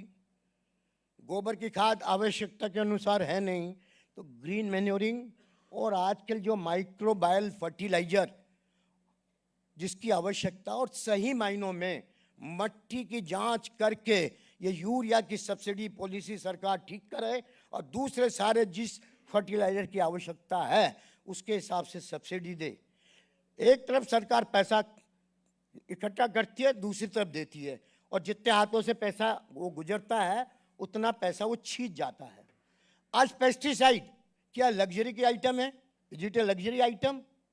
18% टैक्स। दूसरी तरफ फर्टिलाइजर पे 2.5 लाख करोड़ की सब्सिडी, पेस्टिसाइड पे 18% GST। जो नकली काम करने वाले हैं 10% कस्टम ड्यूटी बच गई, 18% GST बच गया। अंडर टेबल काम करना है, कोई टैक्स देना नहीं, तो 1 के 5 हो रहे हैं और वो पैसा अच्छे काम में भी खर्च होता है। और जो टेररिस्ट और जो डिस्टर्ब करने वाले लोग हैं, ऐसे लोगों को भी पैसा, ये जो लोग कमाते हैं ना 2 नंबर का, यही लोग उनको सपोर्ट करते हैं। अरे कस्टम से हजारों कंटेनर 2 नंबर के क्लियर हो जाए चाइना से इंपोर्ट किए हुए और किसी को पता नहीं लगे, ऐसा नहीं है। पता सबको सब कुछ है, लेकिन बस अपनी जेब की तरफ ज्यादा ख्याल है, किसान की जेब की तरफ कम ख्याल है। यह नहीं हो सकता पुलिस थाने वालों को पता नहीं कि मेरे यहाँ कौन चोरी कर रहा है या डकैती कर रहा है, सबको पता होता है। लेकिन अगर देश को बचाना है, हमें अपनी फ्यूचर जनरेशन को बचाना है कि वो भूखी नहीं मरे, प्यासे नहीं मरे, तो हमको अपने बारे में, आज के कानून के बारे में सोचना पड़ेगा। दूसरी बात मैंने सॉइल हेल्थ की, उसको हमें ठीक करना है, और उसको ठीक करने के लिए पेड़ लगाने की भी आवश्यकता है या पानी बचाने की भी आवश्यकता है। हमने 2005 में जब अपनी कंपनी की सिल्वर जुबली बनाई, तब हमने उस समय एक नारा दिया था, खेत का पानी खेत में, गांव का पानी गांव में, और तब से हम 22 मार्च को विश्व जल दिवस मनाते हैं। इस साल भी हमने मनाया था विश्व जल दिवस, और हमारे मुख्य अतिथि उस समय थे नरेंद्र सिंह तोमर, भारत के कृषि मंत्री। हमने पेड़ लगाओ का आंदोलन शुरू किया है। अगर धरती को बचाना तो पानी को बचाना, पेड़ लगाना है। तीसरी बात, पानी आज इजराइल में ड्रिप इरिगेशन आया और 99% उनका वेस्ट वाटर रीसर्कुलेट होता है। चाइना में 600 mm बारिश, हमारे यहाँ 1000 mm बारिश। क्या हमारे यहाँ पानी की कमी है? नहीं है। लेकिन जो बारिश का पानी 80% से ज़्यादा बहकर नदियों से फिर हम समुद्र में भेज देते हैं। आज प्रधानमंत्री ने एक बहुत अच्छी योजना शुरू करी कि हर डिस्ट्रिक्ट में 75 तालाब बनाए जाएंगे। बहुत अच्छी बात है। हमने भी चेक डैम बनाए राजस्थान में, और बना रहे हैं, तालाब बनाए। तो पहले ज़माने में हर गांव में तालाब होते थे। अभी लालच में तालाब पाट के लोगों ने घर बना लिए, नदियों के रास्ते रोक दिए। अब फिर कह रहे हैं जी डिसास्टर हो रहा है, बाढ़ आ रही है।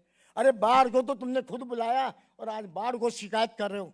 तो आज जरूरत है फिर से, अगर खेत का पानी हम खेत में रोक लेंगे, गांव में तालाब बना लेंगे, तो एक्सेस वाटर नदियों में नहीं जाएगा, और जो बाढ़ की समस्या है काफ़ी हद तक कम हो सकती है।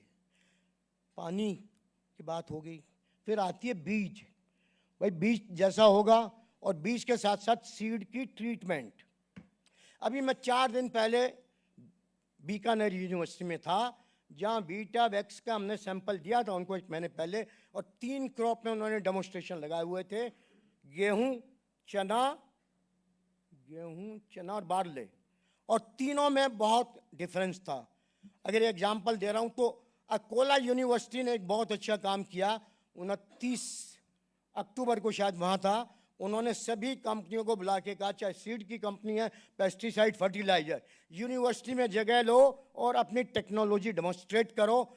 और किसानों को बुलाया 3 दिन, भाई आप आके देखो किसका बीज अच्छा है, किसकी पेस्टिसाइड अच्छी है, किसका फर्टिलाइजर अच्छा है। That is the best thing. और हिंदुस्तान की सारी यूनिवर्सिटियों में ऐसा काम कर देना चाहिए, क्योंकि किसान को कोई भाषण समझ नहीं आता, वो ज़्यादा पढ़ नहीं सकता। सीइंग इज बिलीविंग, वो देखेगा तो उसको विश्वास हो जाएगा। और जो मेरे पास वहाँ की यूनिवर्सिटी से जो डेटा आया है, मूंगफली के अंदर हमारी 30% पैदावार बढ़ी है, और सोयाबीन में 20% पैदावार बढ़ी है। ये मैं नहीं कह रहा, यूनिवर्सिटी से सर्टिफिकेशन है। तो आज अगर हम सही टेक्नोलॉजी को किसानों तक ले जाएं, तो हमारी पैदावार बढ़ने से कोई रोक नहीं सकता। तो आज अच्छे बीज चाहिए। जो बाजार में नकली बीज बेचे जाते हैं ना, हमारे डॉक्टर साईं दास बैठे हैं, उनको पता है कि कौन सा मेज का बीज खरीद के हरियाणा में बेचा गया। जिस बीज में ज़्यादा कमीशन मिली, वो बीज खरीद के बेचा गया। अरे भाई, सरकार को क्या जरूरत है खरीदने की? जो सपोर्ट देनी है किसानों की, आप 6,000 रुपये की डीबीटी दे रहे हो, आप 8,000 कर दो, 10,000 कर दो, 12,000 कर दो, वो सीधा किसान के खाते में जानी चाहिए, किसान को फायदा मिलना चाहिए। क्यों सरकार बेकार के गोरख धंधे में पड़ती है, इधर खरीदेगी उधर बेचेगी? सरकार का काम व्यापार करना नहीं है। इंग्लैंड में भी पहले बहुत कुछ व्यापार सरकार करती थी, सरकार ने सारे व्यापार बंद कर दिए। तो सरकार को व्यापार की आवश्यकता नहीं है। गरीब आदमी को सपोर्ट होनी चाहिए, किसान को सपोर्ट होनी चाहिए, लेकिन सब्सिडी के नाते नहीं। कब तक सब्सिडी देते रहोगे? कब तक ये मछलियां बांटते रहोगे? आज आवश्यकता है सबको मछली पकड़ने के जाल दे दो और मछली पकड़ना सिखा दो। वो अपने लिए भी पकड़ेंगे और पकड़ के बाजार में बेचेंगे, एम्प्लॉयमेंट देंगे और सरकार को टैक्स देंगे। तो आज जरूरत किसान को मछली बांटने की नहीं है, जाल बांटने की है, और उसको सिखाने की आवश्यकता है। ये जाल रहा, तुम अपने लिए भी पकड़ो और बेचो, ताकि लोगों को एम्प्लॉयमेंट मिले, सरकार को टैक्स मिले और हमारा एक्सपोर्ट बढ़े। तो मट्टी और बीज ट्रीटमेंट में FIR, फंगिसाइड, इंसेक्टिसाइड, राइजोबियम। आज तो वर्ल्ड में सीड का कैप्सूल बना के जो फर्टिलाइजर न्यूट्रिएंट भी देना है, वो भी सीड पे कोटेड कर देते हैं। जब आज बीज बोए तो सारा फायदा या न्यूट्रिएंट बीज को मिल जाता है। तो ये टेक्नोलॉजी है, हमको ये टेक्नोलॉजी लानी पड़ेगी। बीज, फर्टिलाइजर, ये सब बात होगी। ड्रिप इरीगेशन मैं ऑलरेडी बात कर चुका हूँ इजराइल में, और नागपुर में गडकरी जी ने कमाल कर रखा है। उन्होंने तो नागपुर शहर का गटर का पानी बेच दिया, गटर का पानी बेच दिया। तो वेस्ट टू वेल्थ, आज वेस्ट टू वेल्थ बन सकती है, सब्जेक्ट टू उसके लिए काम कराया जाए। और आज लास्ट में क्या भाई, हम भी इस देश के नागरिक हैं और सरकार भी इस देश के नागरिक हैं। पहला जमाना था कि हम टेबल के इस पार हैं, आप टेबल के उस पार हैं। अरे भैया, आज टेबल के इस पार या उस पार की बात नहीं है। आज देश में कौन अच्छा आदमी है और कौन गलत आदमी है, उसको पहचान कर जो गलत आदमी है उसके खिलाफ कानूनन एक्शन लेने की जरूरत है। और जो सही आदमी को परेशान किया जा रहा है, सरकार ने जन विश्वास बिल 2023 पास कर दिया कि भाई व्यापारी को जेल का डंडा दिखा के दे दे 5 लाख, नहीं तो जेल में डाल दूंगा। अभी तक ये होता था जेल व्यापारी को कि भाई जेल में डाल देंगे, 5 लाख दे दे। अब सरकार ने जन विश्वास बिल लगाकर वो जेल में डालने वाली टर्मिनोलॉजी खत्म कर दी। लेकिन हमारा इंसेक्टिसाइड एक्ट बेचारा आज भी उसमें से अछूता रह गया है। 50 लाख का जुर्माना और 5 साल की जेल। नया पीएमबी 2020 जो बना, 2000 से इंसेक्टिसाइड एक्ट बदलने की बात हो रही है। और जो बन के आया, और सरकार करिए ईज ऑफ डूइंग बिजनेस, सबका साथ सबका विश्वास, इधर कह रहे हैं जी व्यापारी को उठाओ 5 साल की जेल की सजा दे दो। ऐसे कानून से कौन आपके देश में आएगा? आज चाइना से सारी पेस्टिसाइड कंपनियां जा रही हैं, और हिंदुस्तान में आने की बजाय कहाँ जा रही हैं? Indonesia, Malaysia, Vietnam, Thailand. एक तरफ हम इन्वेस्टमेंट देश का खो रहे हैं, दूसरी तरफ एम्प्लॉयमेंट खो रहे हैं, रेवेन्यू खो रहे हैं। तो क्या अभी एक सज्जन कह रहे थे कि हमारे कानून, शायद हमारे, किसने, आपने कहा था सर कि कानून हमारे विश्व के कानूनों के हिसाब से होने चाहिए। हम आइसोलेशन में कानून बना के नहीं रह सकते, या रह सकते हैं? कानून हमारे जो बनने चाहिए, जो पूरे विश्व को मंजूर और सारे विश्व के हिसाब से कानून हो। अभी मैं यूपी में था, वहाँ के गन्ना मंत्री लक्ष्मी नारायण जी और हमारे डॉक्टर साहब बैठे हैं, वो भी थे उस प्रोग्राम में। उन्होंने कहा कि हमारी एवरेज पैदावार 83 टन है, लेकिन कुछ फार्मर्स हैं जिन्होंने 283 टन की पैदावार की। अरे 83 वालों को 283 वालों से मिला दो, देखो फिर क्या चमत्कार होता है। तो आज आवश्यकता है टेक्नोलॉजी ले जाने की, उल्टे पुल्टे लोगों के खिलाफ एक्शन लेने की, जेन्युइन लोगों को आगे बढ़ाने की, प्रमोट करने की।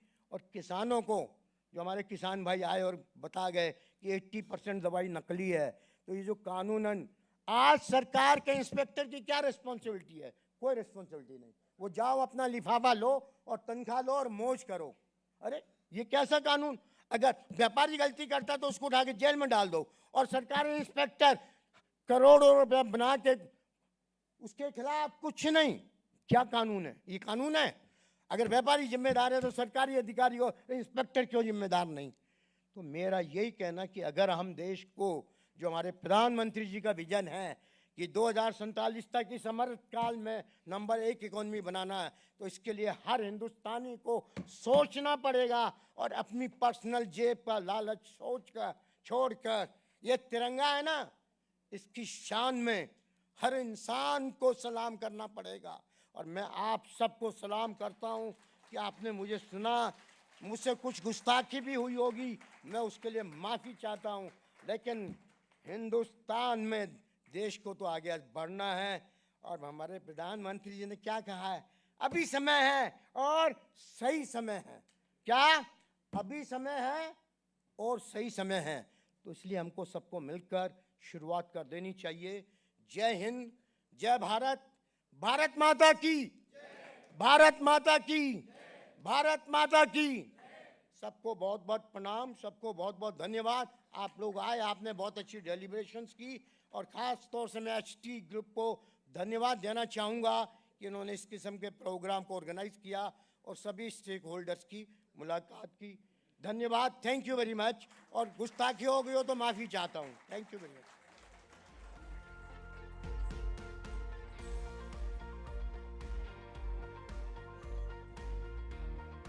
Okay, thank you so much, Dr. R.D. Agarwal. It was a lovely session, and now we have Mr. Prasad Sanyal here, business head, timesofindia.com, felicitating him.